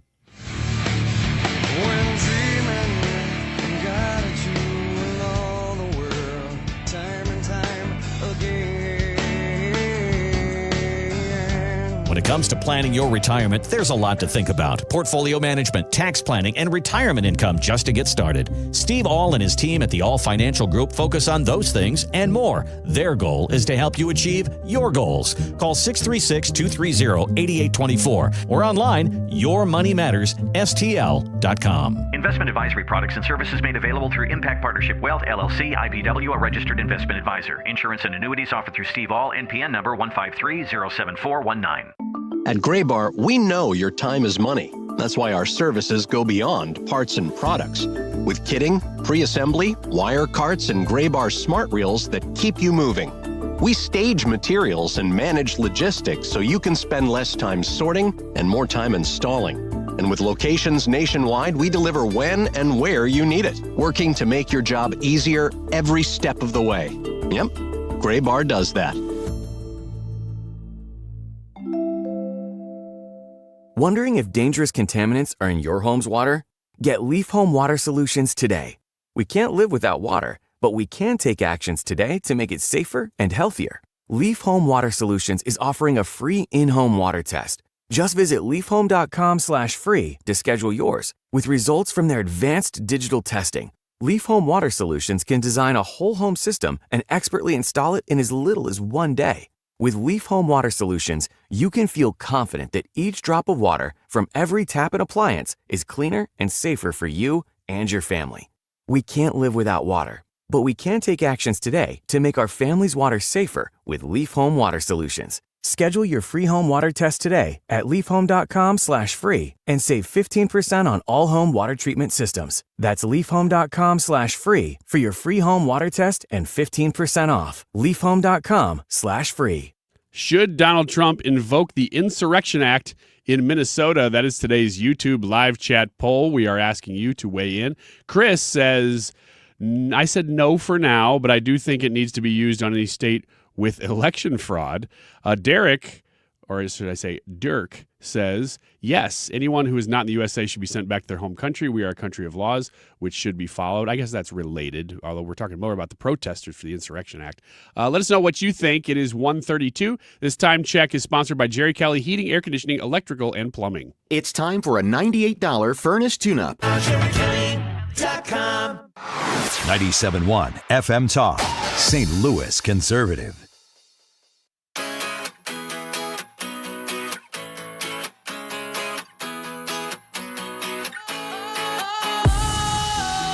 Sometimes I get a good feeling. And welcome back. I'm Ryan Recker, filling in for Annie Fry. And, I just sometimes check the headlines. Here's the latest headline. 3 men arrested for attempted murder of feds in Minneapolis, ID'd as illegal immigrants from Venezuela. So we're running the poll on YouTube, and you just read some of the different comments that are coming in, and people can go vote on it right now. I look at what happened in Washington, D.C. when they hyper-focused on that area, and they were able to clean things up fairly quickly. I know this is not a welcome thing, using the Insurrection Act, and it's something that would be met with huge protests that I'm sure would get violent, just like we've seen before any type of measure was put into place.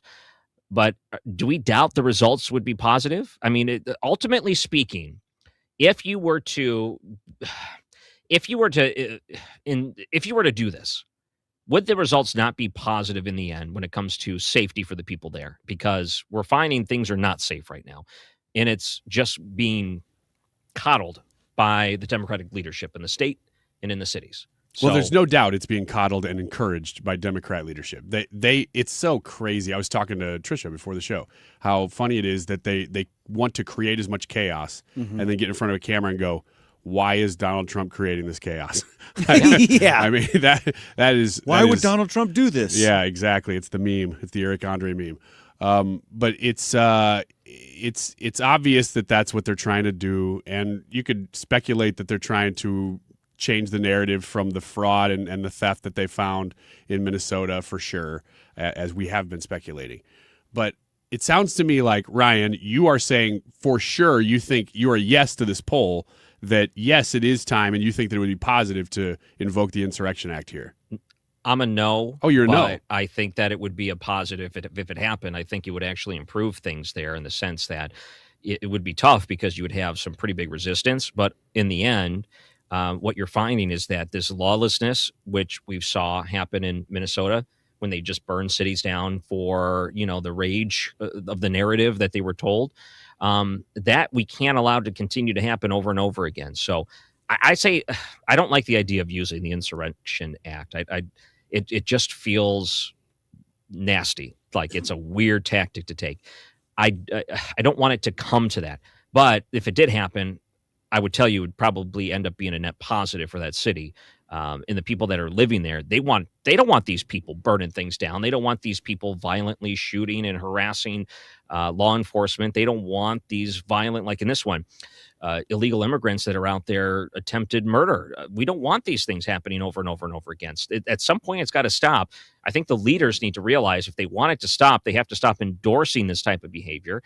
Are they going to stop endorsing it? And that would be the easiest way to do it before putting any type of act in place. I'm actually a no on this poll also, simply because I think ICE can handle this.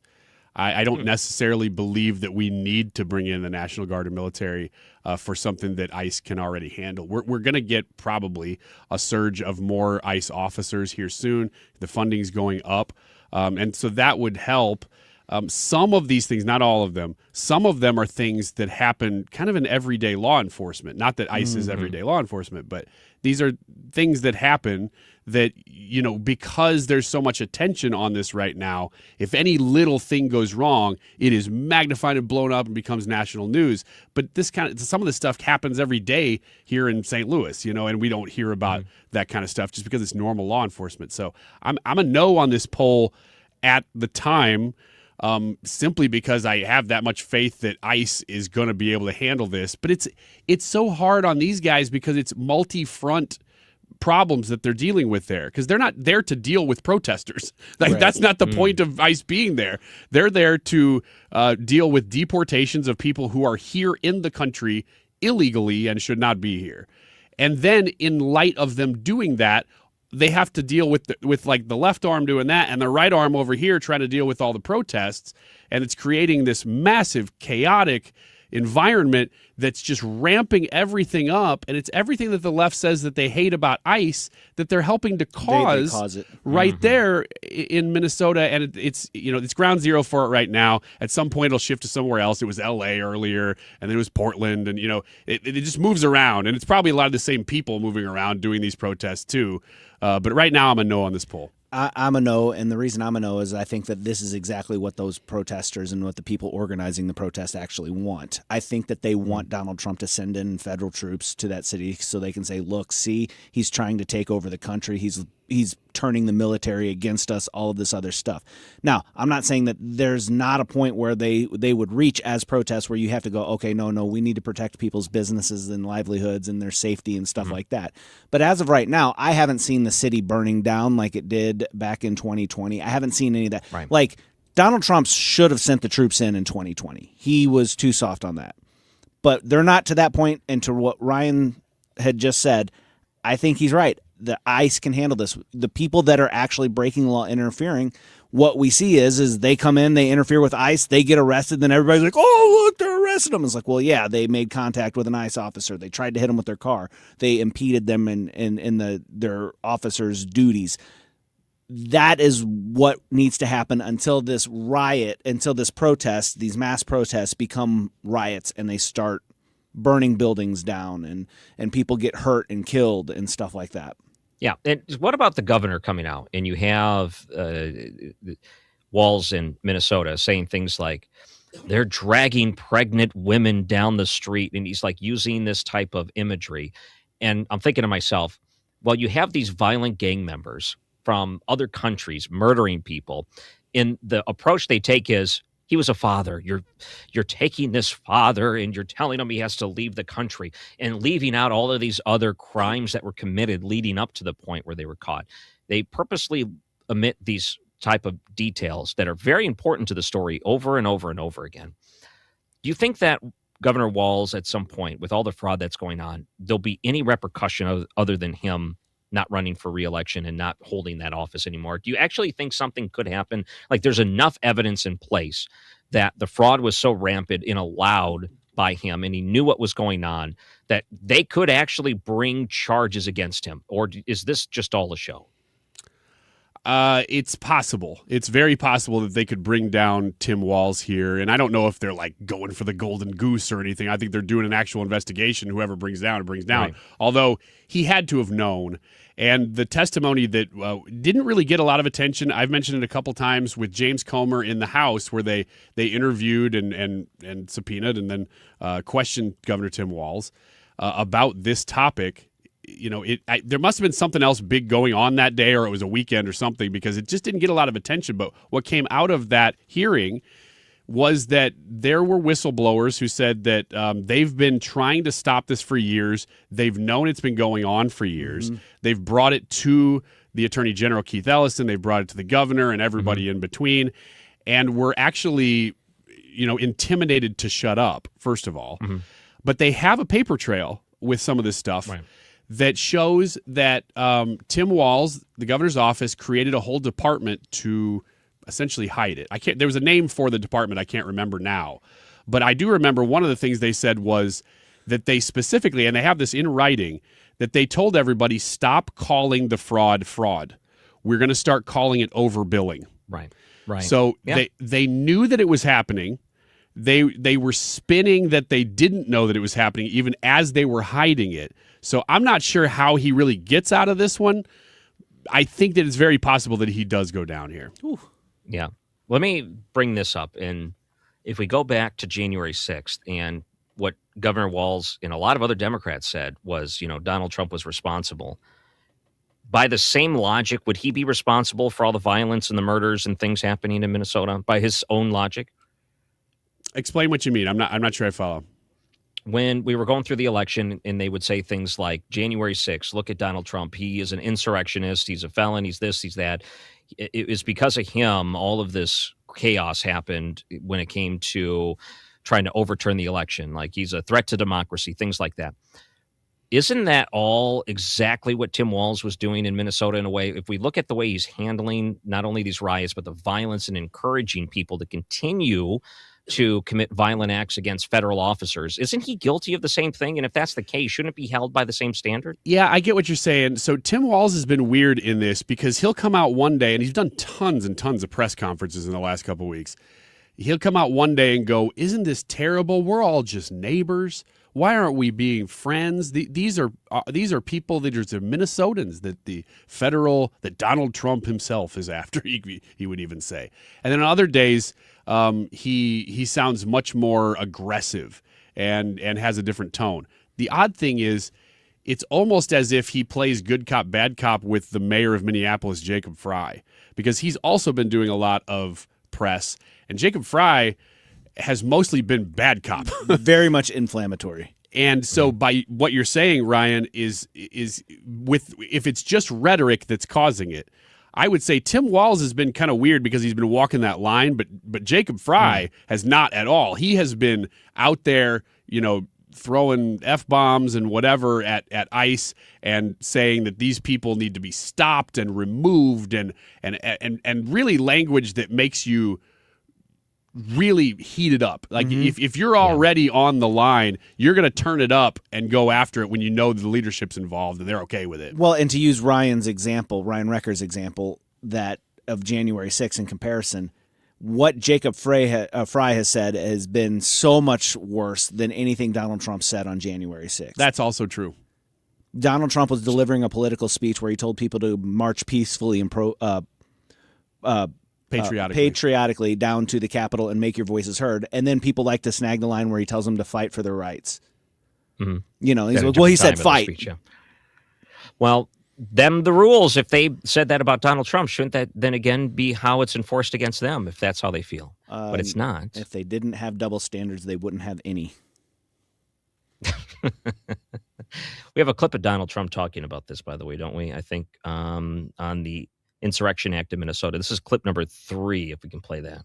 Moments ago, President Trump posting, quote, on Truth Social, "If the corrupt politicians of Minnesota do not obey the law and stop the professional agitators and insurrectionists from attacking the patriots of ICE, who are only trying to do their job, I will institute the Insurrection Act, which many presidents have done before me, and quickly put an end to the travesty that is taking place in that once great state."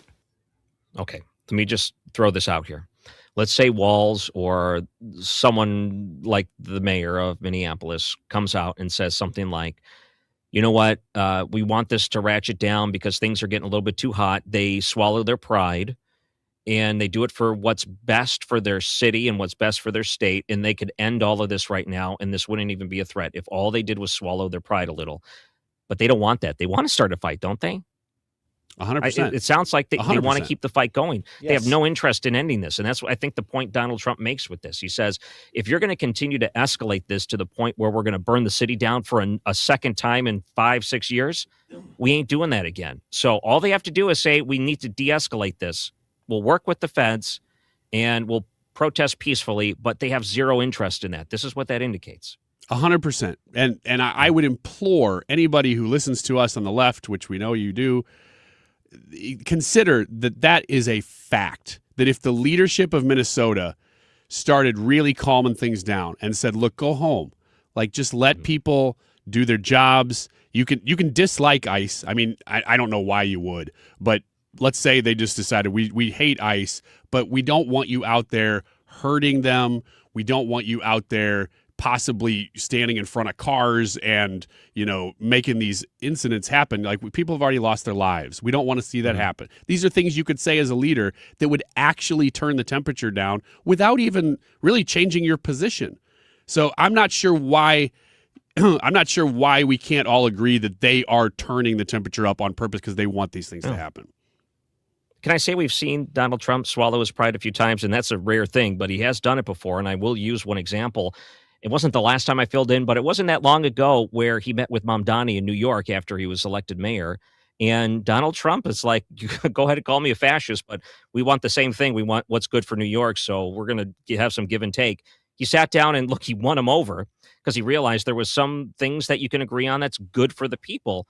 Minnesota, they don't really care, I think, what's good for the people. They care what's bad for Donald Trump, unfortunately.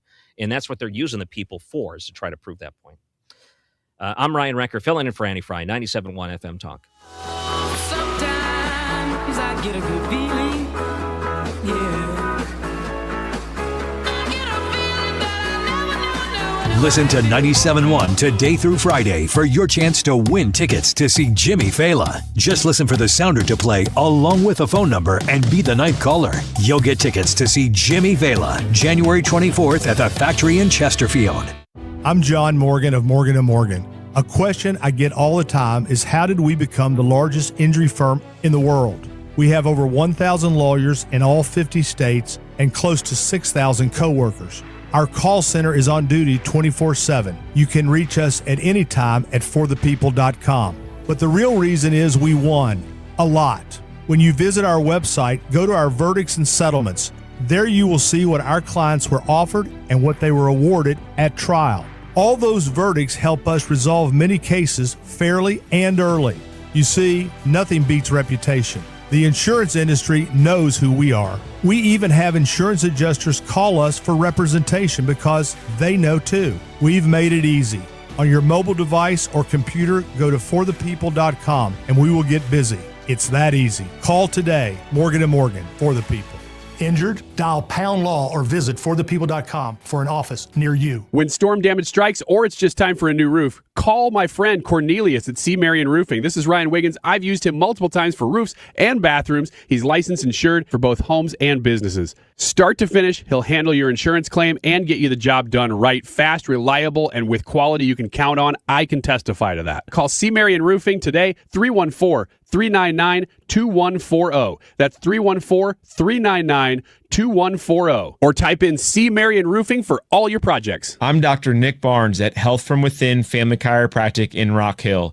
At Health From Within, our mission is to transform the way you manage your health by bringing you the truth about health and healing. We use proven techniques to remove interference in the nervous system and maximize health naturally, without drugs or surgery. Connect with me at healthfromwithinstl.com and join me for Maximize Living on this station every Sunday at 8 a.m. or download the Maximize Living podcast, healthfromwithinstl.com. Hi, I'm Bob Kershaw with Retirement Advisory Group. Hi, I'm Tammy Kershaw. When we meet our clients for the first time, they have built up a lifetime of savings. Their question is, what can we do with this money so we can live comfortably the rest of our lives? First, we develop a strategy to protect your nest egg from any market losses. Then we build your own personalized structured income plan that will generate you an income the rest of your life. We put you in control of your money. You've earned it, and it's our job to make sure you enjoy it. Let our team show you how you can have the retirement of your dreams. Call us now at 314-993-9494 for a no-cost, no-obligation retirement review. You will also get a copy of our latest edition book, Your Key to a Worry-Free Retirement. We've been helping retirees and pre-retirees retire with confidence for 40 years. Call us now at 314-993-9494 or go online at retirementkey.com. That's retirementkey.com. The Annie Fry Show is St. Louis conservative.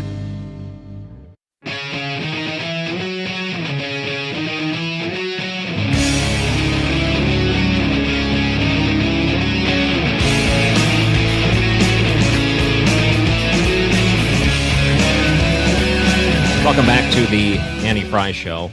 You know, we may have to talk more about the ICE stuff because it's kind of interesting to see some of the developments as they come out. But I wanted to go back to this one article I saw, and they were talking about how Donald Trump is going to bring back whole milk into schools.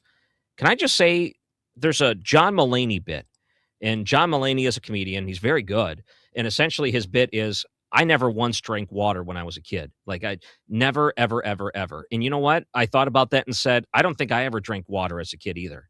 I exclusively drank milk. When I went to school, 2 cartons of milk. When I was at home, drank milk. Didn't drink a lot of sodas, but I drink a lot of milk. So I was thinking about that. I'm like, you know what? It's so different with today's generation. My kids can't go without being in the vicinity of a water bottle for more than like 5 minutes at a time. And if we find out they're not close to a water bottle within arm's reach, they will complain the whole time until they get that water bottle back. Isn't that, it's such a weird thing. Kids love water now. And when I was growing up, water was not a thing at all for kids. That's an Are you the interesting same way? topic, yeah, because I never thought about that. I didn't know there was a John Mulaney bit. That's funny.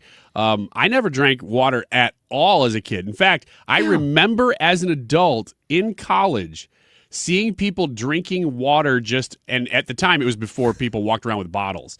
People just had a cup of water, and I thought, oh, how boring, how weird. Why would you drink water? Why would you drink water? You have Kool-Aid and soda and all these other things. But you're right, I drank a lot of milk, and it was always whole milk. And I still do. Milk. I still drink a ton of milk. And I've just transitioned to drinking a little bit more water and a little more Yoo-hoo, just to balance it out. Yoo-hoo. Really, the only water that I drank growing up was like out of the garden hose. Because, I grew up in the country on the farm, and you'd be running around, go outside and play, and it's like 96 degrees out, and so you're sweating and whatever, and you just go over and turn the well water on and drink it off the hose. It was good. Yeah. And I didn't like city water because I liked the well water. And I think the only time I had water was when I was in grade school. They had the water fountain, and it was nice and cold. And you would go get some water, and then the person behind you would say, save some for the fishes. And then you would leave, and that would be the end of it. But today, that's all they do is drink water. Now, as an adult, I found that maybe it's time to pay the piper because my body develops these kidney stones if I don't drink enough water. So now I feel like I got to go out of my way to drink water. And in the morning, I drink some coffee, and then it's all water all the time after that, just to try to prevent those painful kidney stones. So it's a complete thing. So the whole milk is going to be headed back to the cafeteria. As you can guess, this was an Obama-era type of school regulation where the whole milk was too fat, so we have to put the skim milk in, the 1% or the 2%, whatever. The whole milk is the way to go. That's the best milk. That's the stuff we should be giving our kids. They're growing. It helps their bodies. And I don't even want to play around with anything else. So I'm glad Donald Trump reversed that. Me too. I think we should go a step further and only give kids eggnog. And chocolate milk. And chocolate milk. I've actually been putting heavy whipping cream into my drinks at night just because I'm like, well, RFK said I could. It's whole milk. Heavy whipping cream. Well, my father-in-law does it with coffee. Whenever he comes and visits, we've got to get heavy whipping cream. But I found that if you make like an espresso or something, if you got a little frother with the heavy whipping cream, that makes a big difference. For sure. So schools participating in the National School Lunch Program will serve the whole milk along with the 2%. And I will say this, if you're a kid, get the whole milk. You'll enjoy it a lot better. Not that there's a lot of kids listening right now on the Andy Fry show, but still. But I remember what a treat that was to have cold milk during the day in school. Yeah. What a great treat that was. That's a treat. I didn't even do the chocolate milk. I don't even, as somebody who loves milk and loves sweet stuff, you'd think I'd be all over all the different milk flavors and all that stuff. I don't like them. I just whole like milk all the way. Milk and whole milk. And if somebody has chocolate around, I'm like, no, thanks. I'd just rather have regular milk. It's the problem that we run into in RFK is doing a good job actually of pointing out where we've gone astray when it comes to a lot of our dietary decisions over the years when we just kept adding more and more sugar and substitutions for healthy fats that were in these foods. And we go back and look at it and say, man, all these sugars have just destroyed people. And you know what? Between the sugars and the microplastics, man, our bodies are in trouble. And two things that have been introduced to us, and we've really had no decision in it whatsoever. It just naturally started substituting things in there. So I'm not looking forward to the future and what comes from that. The microplastics are a problem too, but I will tell you this. I really want a nice big glass of whole milk right now after talking about this. I do too. In honor of That's what we should do the whole 2:00 hour. Just drink milk? Drink milk and just kind of laugh and jiggle. So Trump has the Coke button inside of his awesome. Oval Office. Would you put a milk button in, Ryan Wiggins? Oh, yeah. I've talked about it. It's too expensive. If I become president, I'll do it. Yeah, if you're president, you can have a milk button in there, and it's just, 2%. And I want a cow in there to give me very fresh milk, too. Raw milk. That's the way to go, Ryan. We haven't even broached the topic yet. Cow. You're listening to 97.1 FM Talk.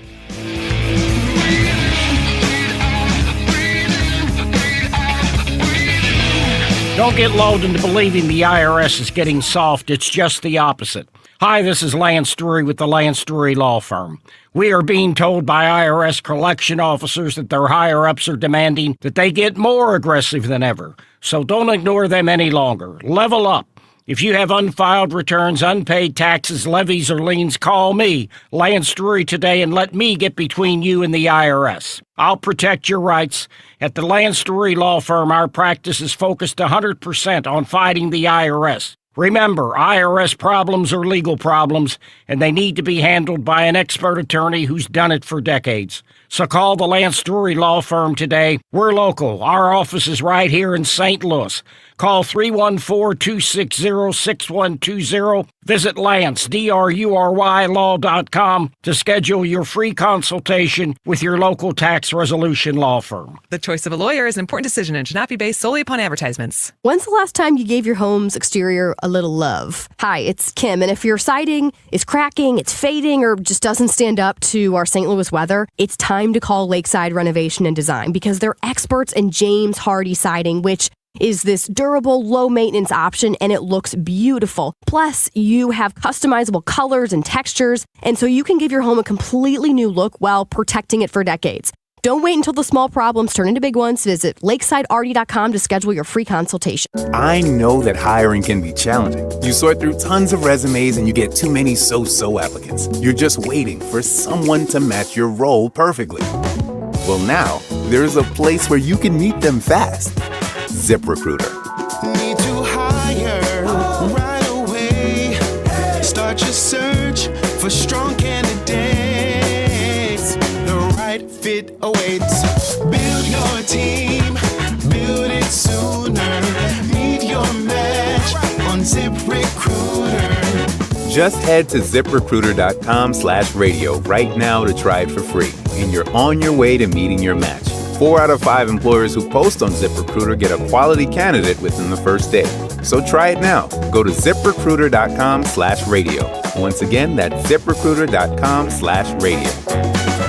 Meet your match on ZipRecruiter. Try it free. Overhead Door Company of St. Louis is hiring residential garage door technicians and installers. Join the team trusted here since 1926. Apply today, get a call today. No experience necessary. We will train motivated applicants to repair and install garage doors. Mechanical, carpentry, and service industry experience is a plus. Hiring bonus up to $4,000. Benefits include health, dental, vision, and pension. Earn as you learn to service the best garage door customers in St. Louis. Apply today at overheaddoorsstlouis.com. KFTK FM Florissant from the Kaufman Townsley St. Louis's Injury Lawyers Studio. Call 314-777-7777. That's 314-777-7777.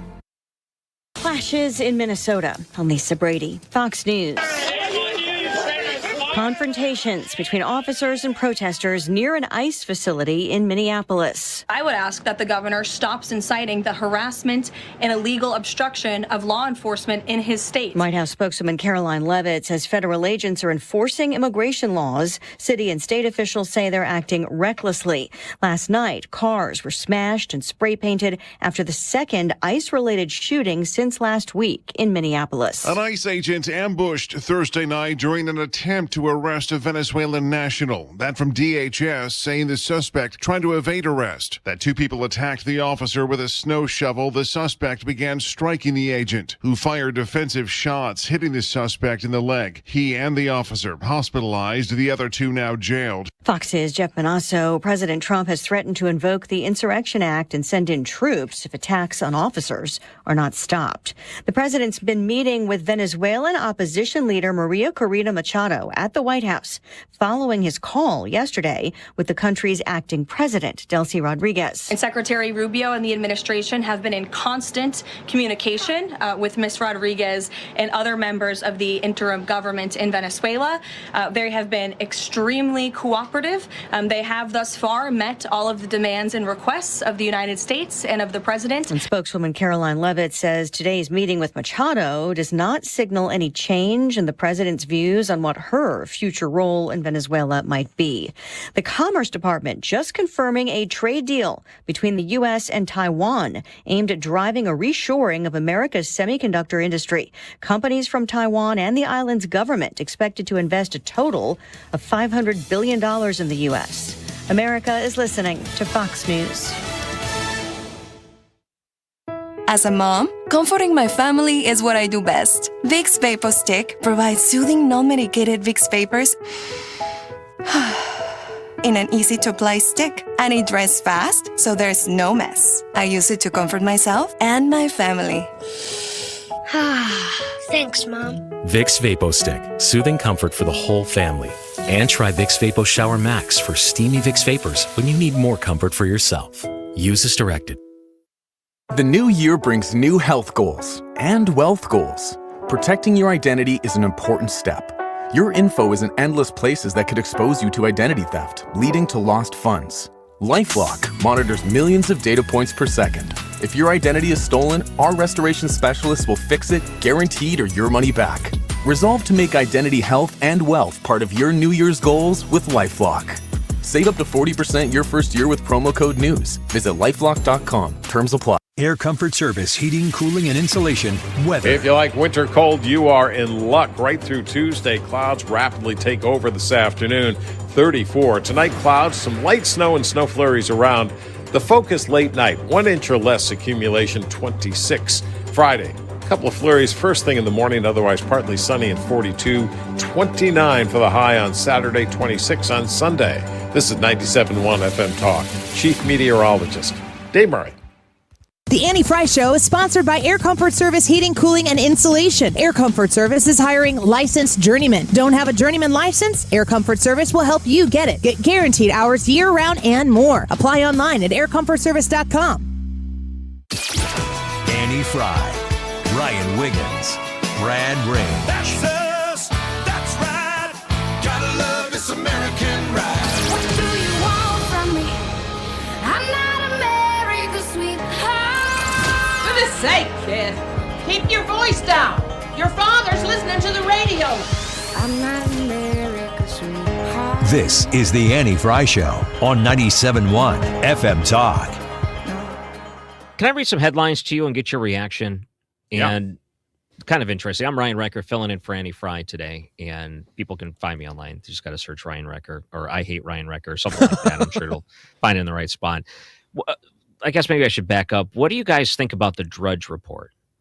Oh, man, I haven't thought about the Drudge Report in years because I don't look at it at all anymore.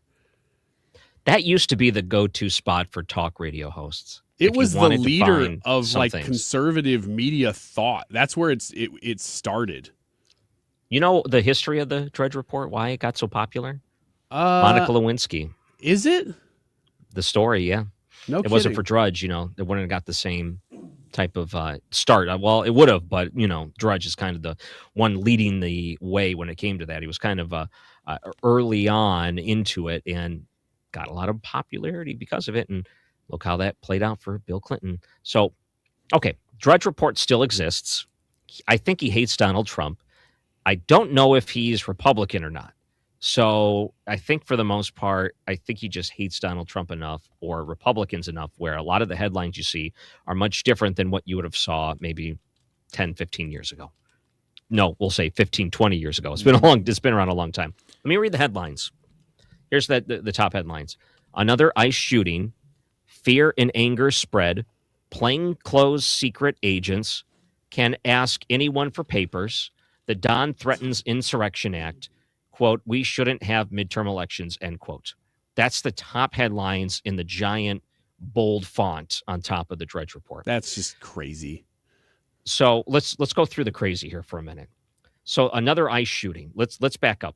So one of the big stories that dropped recently is that the ICE agent who shot and killed Renee Good suffered internal bleeding. It goes against what some of the liberals are saying, that he wasn't hit or he was never in danger, is what they're basically saying. It was unnecessary for him to defend himself when a car is driving right at you purposely in your way. It's going to hit you. So he did suffer injuries, and internal bleeding is not a minor injury. No. He was hospitalized after he was clipped by this. Okay. Keep in mind, too, this is a same person that was hit and dragged not long ago and hospitalized because of it. And I think he took extra precautions to make sure he wouldn't be in that position again, which is probably what saved his life, because if he wasn't a step over, he would have probably got run over and killed in that instance. So we look at that and we say, yes, that does play into his defense. But now we go back, and the headline from the Drudge Report is another ICE shooting. Let's look at the details of that ICE shooting. What the person has a shovel and was trying to attack ICE agents, and in defense they shot him in the leg. Is that what essentially happened? The context matters in instances like that. Yeah, it does. But they lead up to these headlines, and the fear and anger spread is what comes in right after that. And plainclothes secret agents can ask anyone for papers. So the way what they're implying with those headlines and the way the Drudge Report is setting this up is if they're just going around and picking people off at will and shooting whoever they want for whatever reason because they have immunity through the federal government. He's giving this wrong impression, and this is the same impression these Democratic leaders in the state are giving, and the ones that are continuing to fuel the problems we're running into with people getting violent. Yeah, they're trying to say that ICE is there because of the protesters. Like they're there to just go kill people. And they're there to, be pulling people out of their houses who are otherwise friendly people and have done nothing wrong, even if they are here illegally, which is already a crime.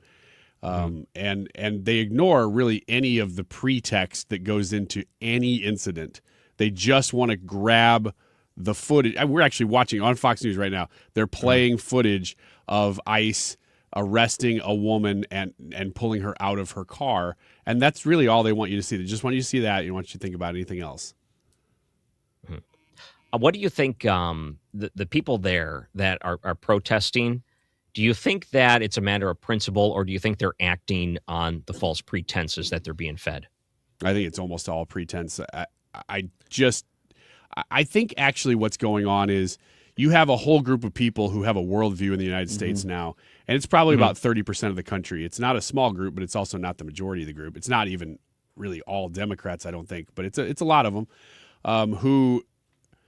who have a worldview that say that everything that is remotely right wing is like fascist and Nazi, and they hate it. They hate it. They don't really care about any fact that goes with it.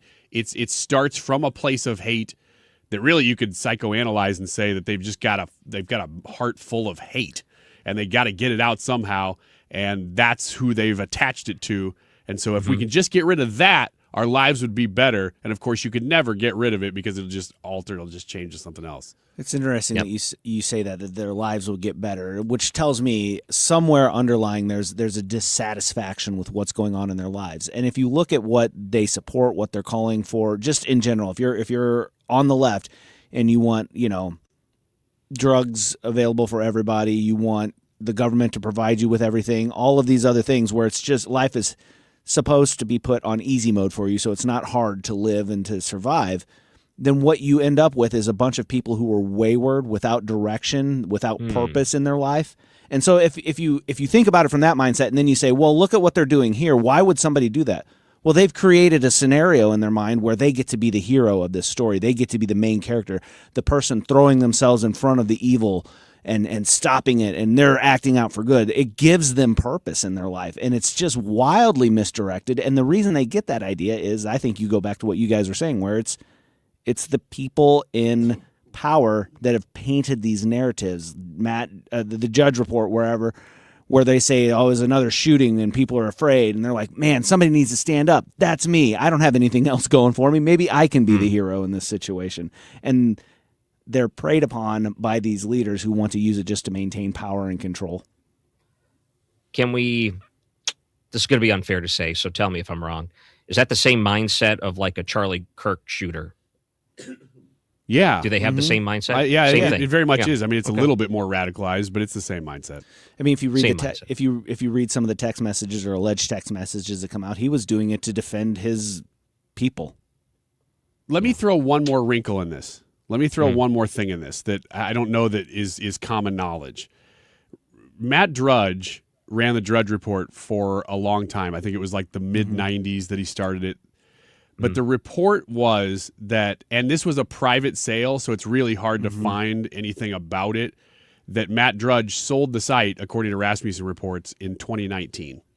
Oh, I did not know that. And you can see, and people people can say, oh, look up until about late 2018 to 2019 when that supposed sale went through.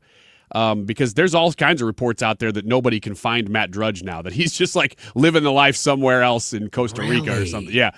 He doesn't apparently run the site anymore.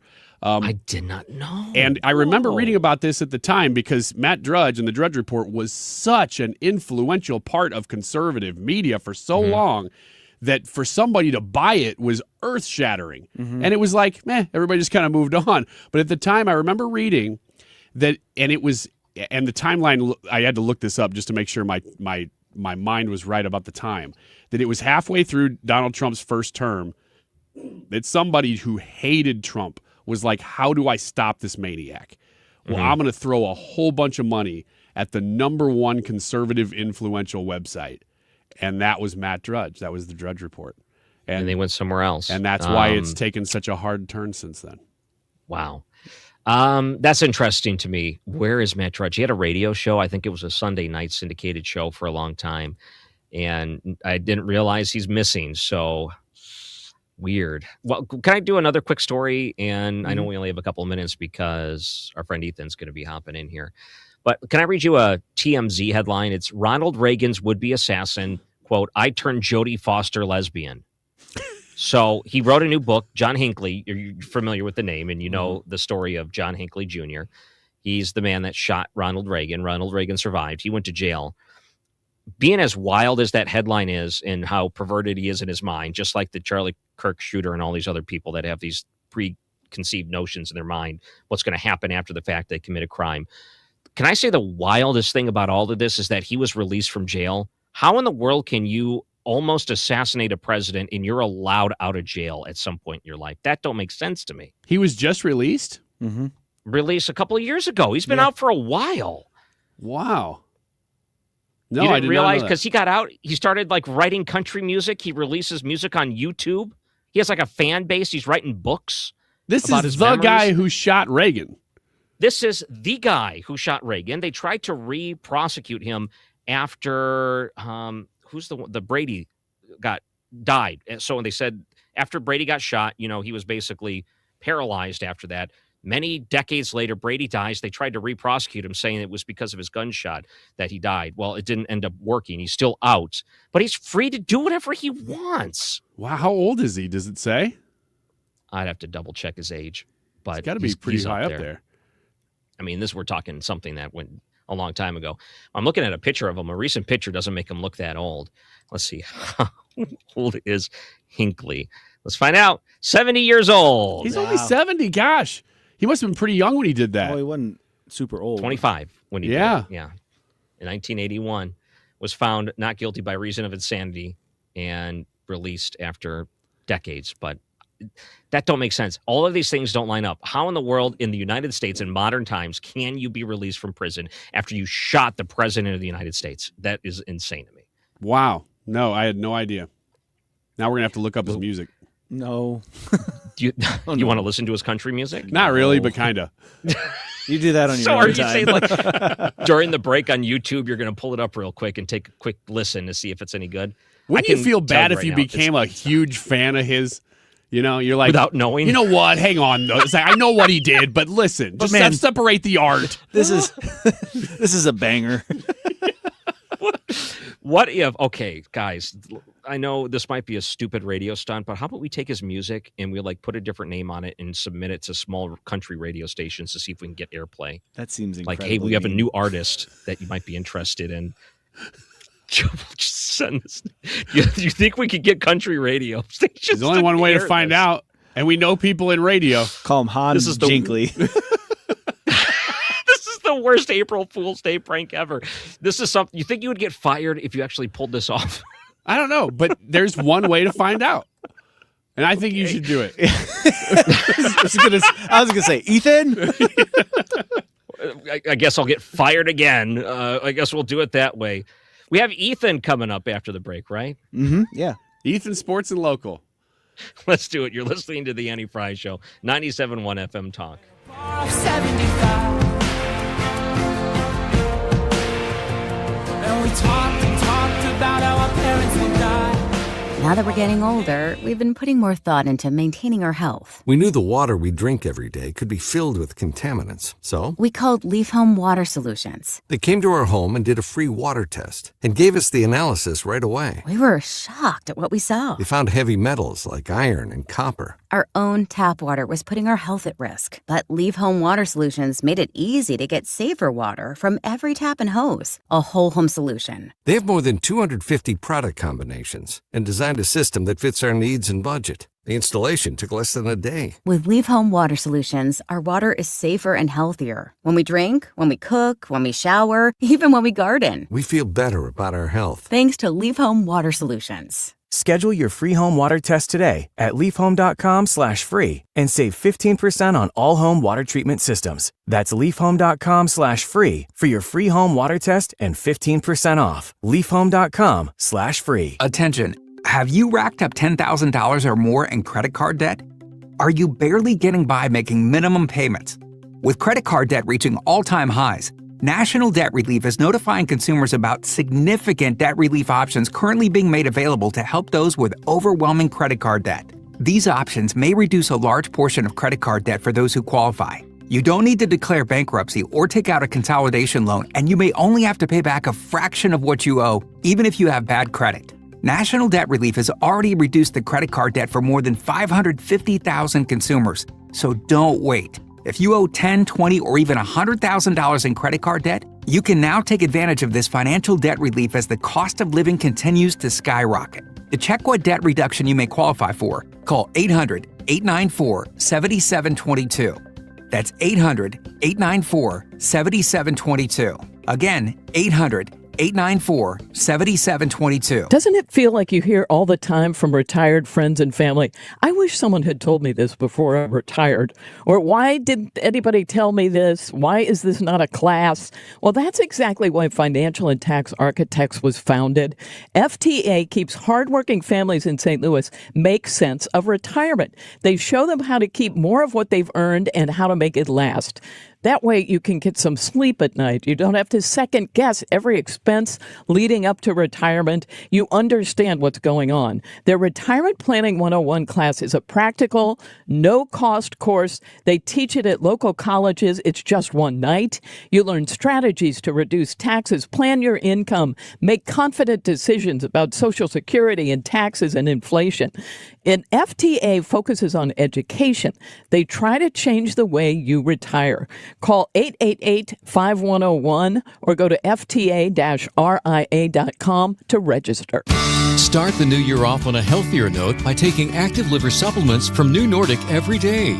Available online at Amazon or newnordicusa.com or at your local CVS, ShopRite, Meijer Grocery, or Wegmans. This is the Annie Fry Show on 97.1 FM Talk, St. Louis Conservative. Hold up. Check it out. Sports and local. Sponsored by Boredom. Take it away, Irfin. Welcome to this segment, Ryan Recker. Thank you. Thank you, Ryan Wiggins. You're welcome. Someday. Well, you have to prove us wrong. Make it entertaining. Hi, Ryan Recker. How are you doing? I really do like the hat. That's a very nice touch. Thank you. Do you see what I have to deal with here on a daily basis? I see it all the time. You put up with a lot. I am a verbal and sometimes physical punching bag.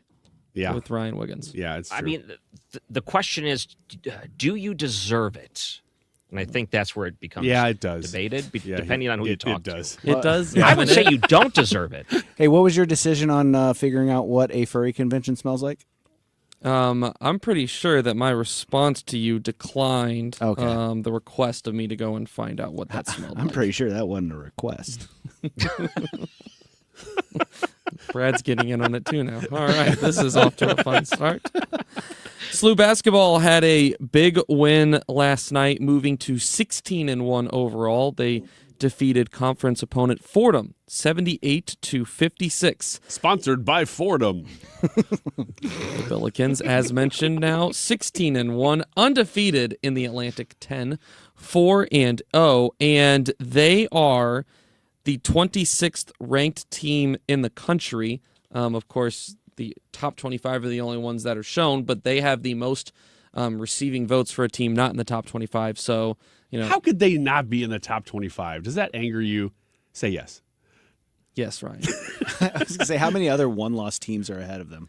I could not tell you because I have not looked at the top 25 recently. It has a lot to do with their strength of schedule, I'm sure, compared to a lot of other teams that are ahead of them. They haven't played a lot of, top-tier teams in the country, but they do have quite a few good wins for teams that are at their level or maybe traditionally over the last couple of years have been higher than them. This is why the deck is stacked against these kinds of teams now. Mm-hmm. You can almost run the table perfectly and still not be in the top 25. And what makes it even more difficult is that these Power 4 conferences, the top level of college basketball, they're refusing to play these size of teams exactly. now. Because why would you? What does it do? It doesn't benefit them at all. It doesn't necessarily move the needle for them. When you're looking at seeding for the NCAA tournament, all it has the potential to do is really hurt you, but that really hurts these smaller teams that have the opportunity to make an impression if they are to play one of those bigger teams and beat them. So, yeah, it's not a good spot that the scheduling for some of these mid-major teams are in right now. It was also a good night for the Mizzou Tigers, who defeated the Auburn Tigers 84-74 with the win. They moved to 3-1 in SEC play, 12-4 overall.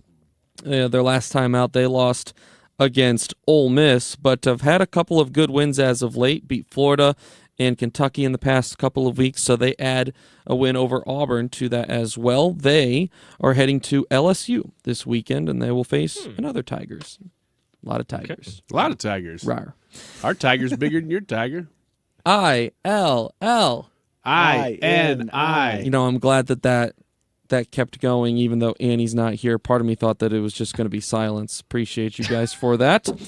You could have just let him hang out there. That's honestly what I was mentally preparing for, and I still did it. So rug pull.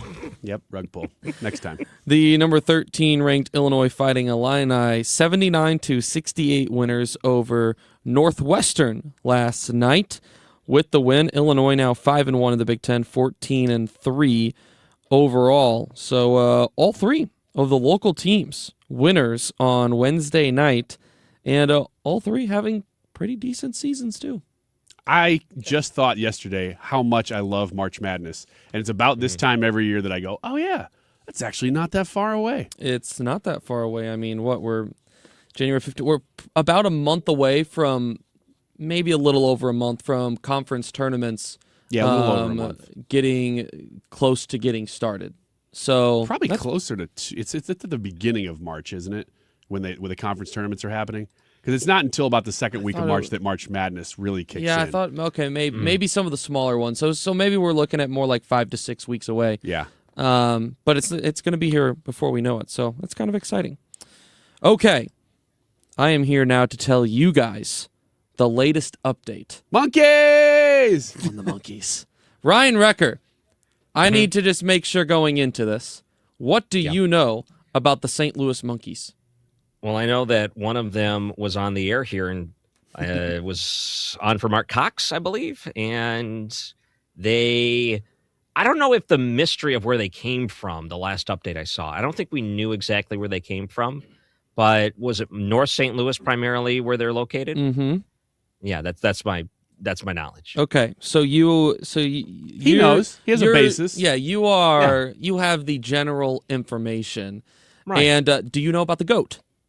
No, I don't know the goat. My friend, you have lots to learn. Mm-hmm. There's a goat that has joined this group of monkeys. Not literally. I just like to imagine they're not all hanging out. I just like to Are the imagine monkeys that even they're together literally anymore? all traveling Homeward together. bound situation.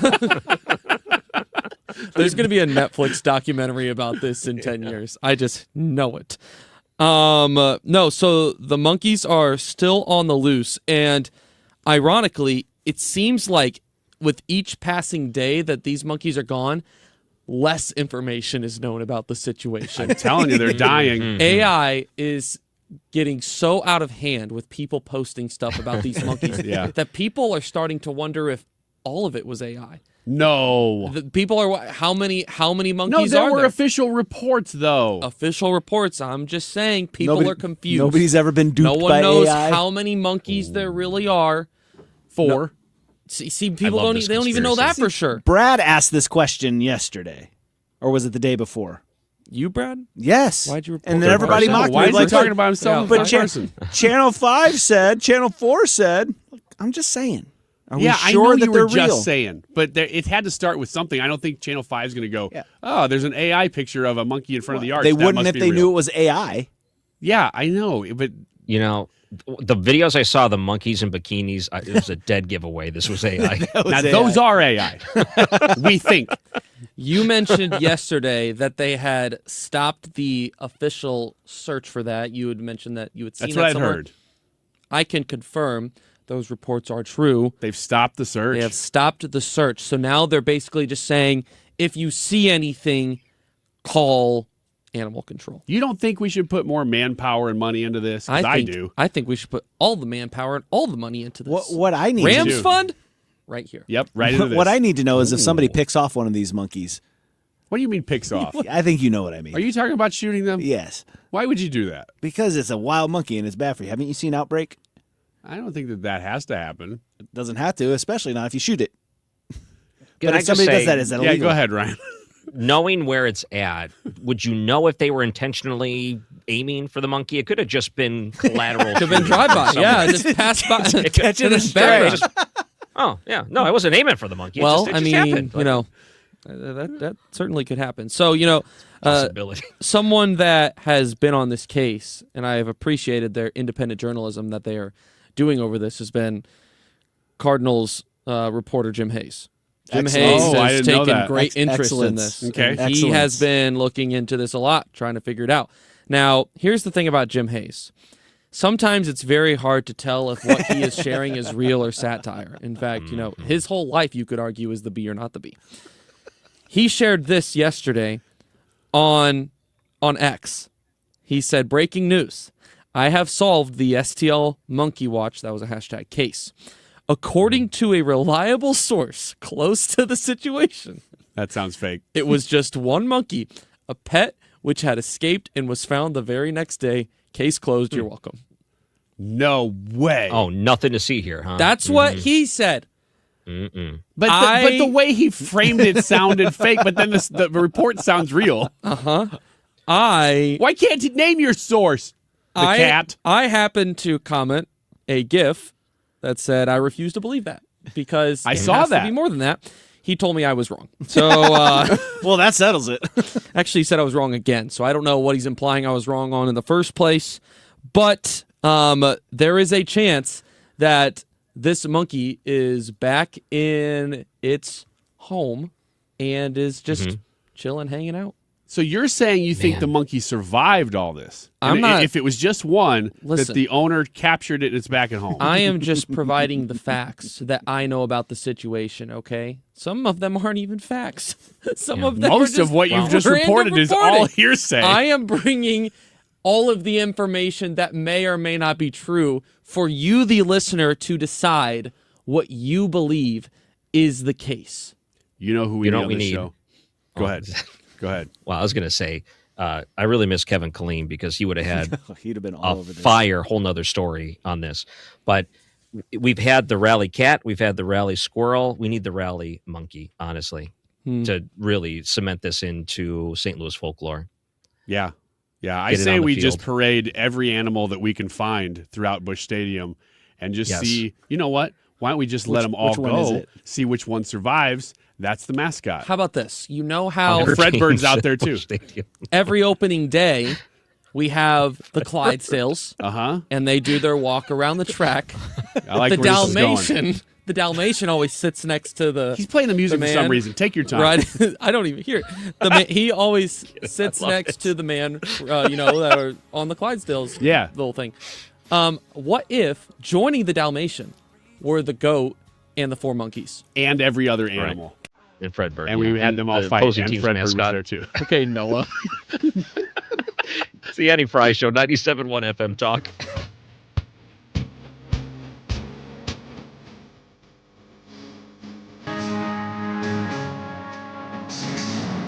Hey everyone, I'm Josh Radner, and I am so excited to tell you about How We Made Your Mother, a rewatch podcast looking back at How I Met Your Mother. And I'm here with Craig Thomas, who co-created the show along with Carter Bays. Hi, Craig. Hey, Josh. Somehow it has been 20 years since the show premiered. I'm going to check the math on that. 10 years since it went off the air, and we thought that made this a perfect time to look back, see what the hell we did, and why the show still seems to resonate with fans around the world today. Follow and listen to How We Made Your Mother wherever you get your podcasts. St. Louis, laugh it up with Jimmy Fallon live at the Factory on January 24th. From national radio to sold-out comedy clubs, Jimmy delivers fast, fearless stand-up that hits home. The only ones raising tough kids anymore. The redneck babies are going to take on ISIS. The hipster babies are going to battle the evil forces of gluten. You know what I'm saying? Grab your friends and get ready for a night of laughs. One show, one night only. Don't miss Jimmy Fallon, January 24th at the Factory. Get your tickets now at thefactorystl.com. That's thefactorystl.com. I'm John Morgan of Morgan & Morgan. Why should you hire America's largest injury law firm for your case? There's lots of reasons. Just like there's a reason millions of people called us last year in their time of need. When it comes to fighting for justice and compensation, millions of people across the country trust us to go to battle for them. We became the largest injury law firm in the world for a reason. There's only one Morgan & Morgan, forthepeople.com. Injured? Dial #law or visit forthepeople.com for an office near you. All right, so we are going to give away a pair of Jimmy Fallon tickets. He's going to be in town at the Factory, Chesterfield, on January 24th. And guess what? We have not given those away yet, so I've got it on a reliable source, much better than the sources that Ethan was just using, that this is going to happen really, really soon. So if you want to go see Jimmy Fallon and you want to do so for free, I would stay tuned to the Annie Fry Show because it's not very long away, according to my source, which is Not much left in the show to do it. It is 2:34. This time check is sponsored by Jerry Kelly Heating, Air Conditioning, Electrical, and Plumbing. It's time for a $98 furnace tune-up. Hey, it's your radio buddy Jimmy Fallon, and dig this, I am coming to the loo. Call now to see Jimmy Fallon. 314-241-9797. That's 314-241-9797 to see Jimmy Fallon at the Factory on January 24th. Be the 9th caller now. From Troy, Missouri to Troy, Illinois. 97.1 FM Talk, St. Louis Conservative.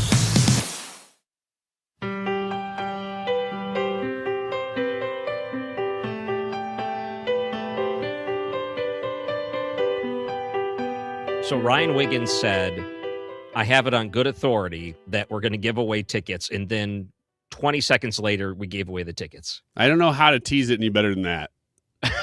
I like, couldn't say it's going to happen right now because people then would have called right now. So I had to say it's coming up really soon.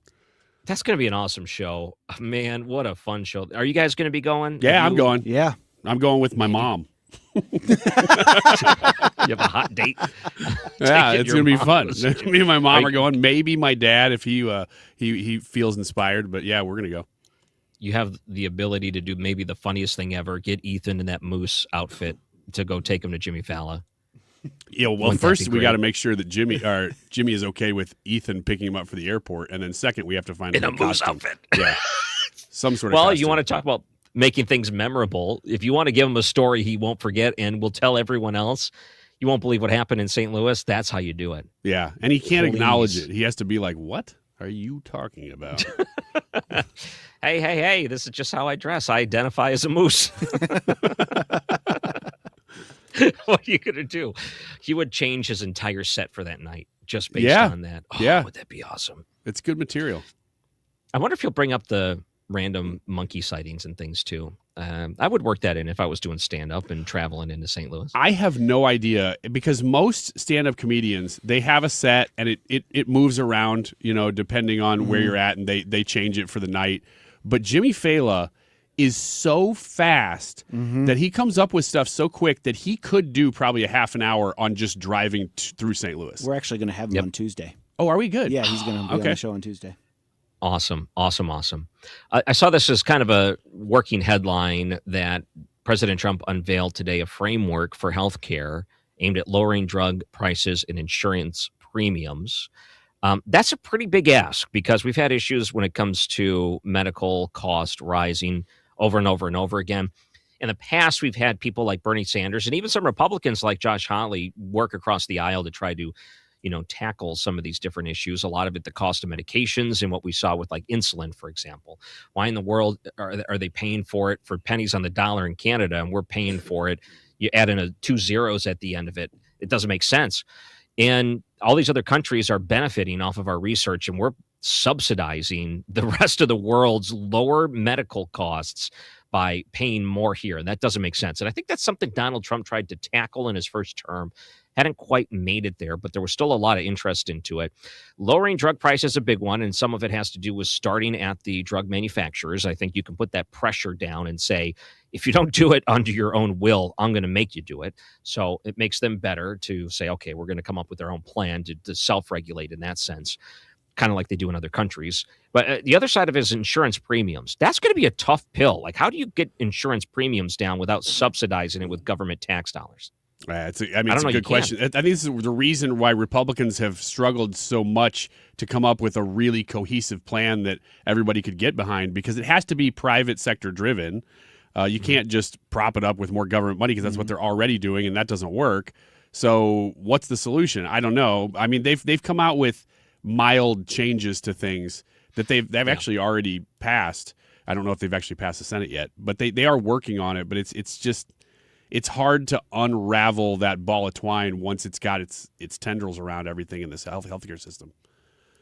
Yeah, the Obamacare subsidies in the House, you saw that, but who knows? And it doesn't look like it's likely in the Senate without some concessions, because they don't want the 3 years without there being some sort of change there, because you're just basically throwing money into a burning pot, and it's just evaporating as soon as you throw it into that fire. So let's say that there is so much fraud when it comes to medical billing, Medicare, Medicaid, things that they would normally send to the government. Can you make up some of that with just transparency in billing and making sure that's on the up and up? Maybe, but is it enough to lower premiums in general? I don't know. I actually looked into the numbers of medical spending when this was a big topic about a month and a half, 2 months ago. Because if you remember, Ryan, Trump had floated the idea, well, how about if we take the money that we're spending on Obamacare or the increase in Obamacare or whatever it was and just give it directly to you, kind of like the school choice program would be. And so I looked into the numbers, and and I think this is probably why it went away after the suggestion, they didn't really make sense. If you took away all of the Obamacare spending and gave it directly to people, just Obamacare, it was only about $1,000 per person per year. So it wasn't really enough to change the way you do healthcare. So then I looked at, okay, what about if you did all healthcare? Not that this would happen, but just theoretically, what if you took all of Medicaid, all of Medicare, every Obamacare, anything that the government was spending on healthcare, and you took that and gave it to every person every year? It still was only about $7,000 a year, which is close, but is still not quite there. But that's for every single American adult. And so I think those plans were nice ideas, but they didn't quite work. You know, you want to talk about super fraud, and it's that's what you would have to do. So, yeah. But you think part of it would be, let's say there's a big push to try to make it illegal to give money where it's not meant to go. Like, there's a lot of fraud, and there's a lot of different institutions that are engaging in fraud, and there's money going to places where it shouldn't go. And part of it's the medical field. Do you think them saying, okay, we shouldn't be subsidizing people that are non-citizens because this is a benefit for people that are citizens? We shouldn't be paying out for instances because actually they don't qualify for it. Do you think you can find enough fraud in the system? Let me put it this way, and this is how I would pitch it to Democrats. I would say, ultimately, we know you want universal health care. We know you want the government to just say, we're going to take care of your health care like they do in other countries, even though you don't understand what that means. We know that it sounds really good, that you don't have to pay your premiums either through your workplace or through the government, whatever it may be. What if you were to try to frame it to Democrats to say, if we were to eliminate all the fraud that's in there, it may become so affordable that the government can consider taking it over, where they can just pay for it as opposed to you trying to pitch in your portion of it. Because once the fraud's gone, now all of a sudden it's under the umbrella of we can actually budget for something like this. Do you think they would go for it then? Well, I like the creative thought. And in fact, I loved the idea that Trump had come up with about that. So I like these thought exercises. Yeah. The problem is when I looked into the numbers, there is a lot of fraud. There's a lot of even just waste, because those are separate things. And so if you eliminated all of that, it's a lot of money. The problem is, though, that the amount of money that the U.S. spends on health care is astronomical. Oh, yeah. And so much of it is layer upon layer upon layer of bureaucracy that everybody's got their hand in the pie, which is why Republicans are like, oh, we need to return it back to the private sector, because then it eliminates those layers and it would theoretically lower the cost.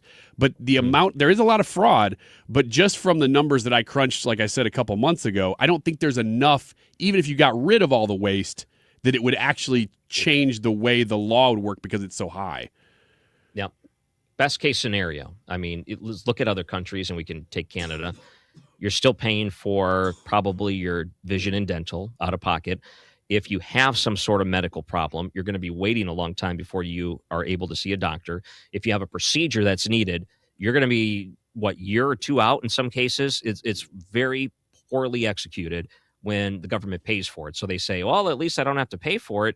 Sure, you're going to pay for it in other ways. I mean, waiting is a big thing. Now, imagine people here listening, they're 75 years old, and now they have to wait for their meds an extra month because the government's slow on putting that sort of thing out. That sort of thing ain't going to fly here in the United States. You're going to get a lot of people that just realize they can't live that way. And that's what happens when you privatize, when you have the government that's going to be subsidizing it as opposed to the privatized. Yeah. I think thinking about this in big picture, we've come up with a system that was based around a lot of people going to general practitioners, and then, hey, if you have to go to the hospital, it covers that. But the way that we even use medicine in the last 30 years has changed so much. We use a lot more of it, first of all. And then second, we see a lot more specialists than we used to. So the way that we even use insurance has got to change, because it wasn't built for us to see lots of different specialists. It was built for us to go to a general practitioner, basically, when it was originally created. So how's the poll going? I know we're going to be closing it out soon. Are we looking pretty good? We're looking pretty good. And, actually, I don't know what the votes are because I won't let myself look at them beforehand. I don't want to sway anybody's results. I mean, we shared what we thought. We were all no's on this, correct? Yep, all no's. Yeah. So we have a couple more minutes. If people want to vote, they go on the YouTube live chat poll. And what's the options today? The poll question is, should Donald Trump invoke the Insurrection Act in Minnesota? And we only have two options. Those two options are yes or no. Okay. Should he invoke the Insurrection Act? I think we'll get the results of that coming up after the break. And congratulations. Did someone win tickets already, I'm guessing? Do we have a winner name by any chance? We have a winner, but we just don't have the name yet. Okay, we'll say it after the break. Oh, did anyone try to text in photos? Ryan Wiggins, did you get any text photos? If they did, it didn't work because I haven't gotten any photos, which is probably good because I don't know what kind of photos I get. Yeah, that would be bad. Well, if you let people know that was an option, you're right. You don't know what you're going to get. But we have one more segment coming up at the Annie Fry Show. I'm Brian Recker, filling in 97.1 FM Talk. Time for you, time to buy and time to lose 15. Never miss a beat. Take 97.1 FM Talk with you. The voices you trust, Mark Cox, Annie Fry, Mark Reardon, Scott Jennings, and more are just a tap away with the Odyssey app. Stream 97.1 FM Talk, St. Louis Conservative. We all have different ideas of the perfect retirement, but they all depend on the same thing, not running out of money. And preparing for retirement can sometimes be overwhelming, but it doesn't have to be. Find out how to build your retirement on your terms. What are your wishes, hopes, and dreams? What's retirement look like for you? Because everybody, that picture is different. Join host Steve All for the All Financial Hour, Saturday mornings at 6 or Saturday afternoon at 4, here on 97.1 FM Talk. This station is now conducting a test of the emergency alert system. This is only a test.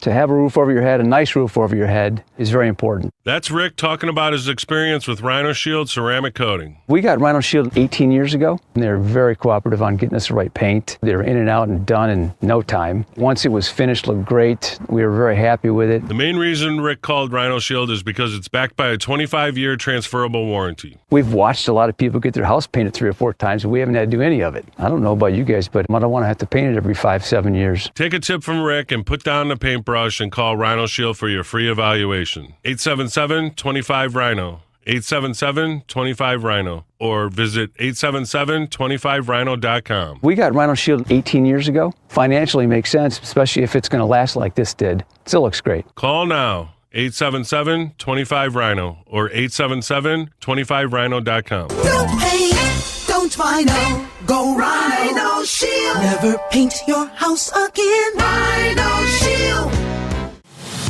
Annie Fry is St. Louis conservative.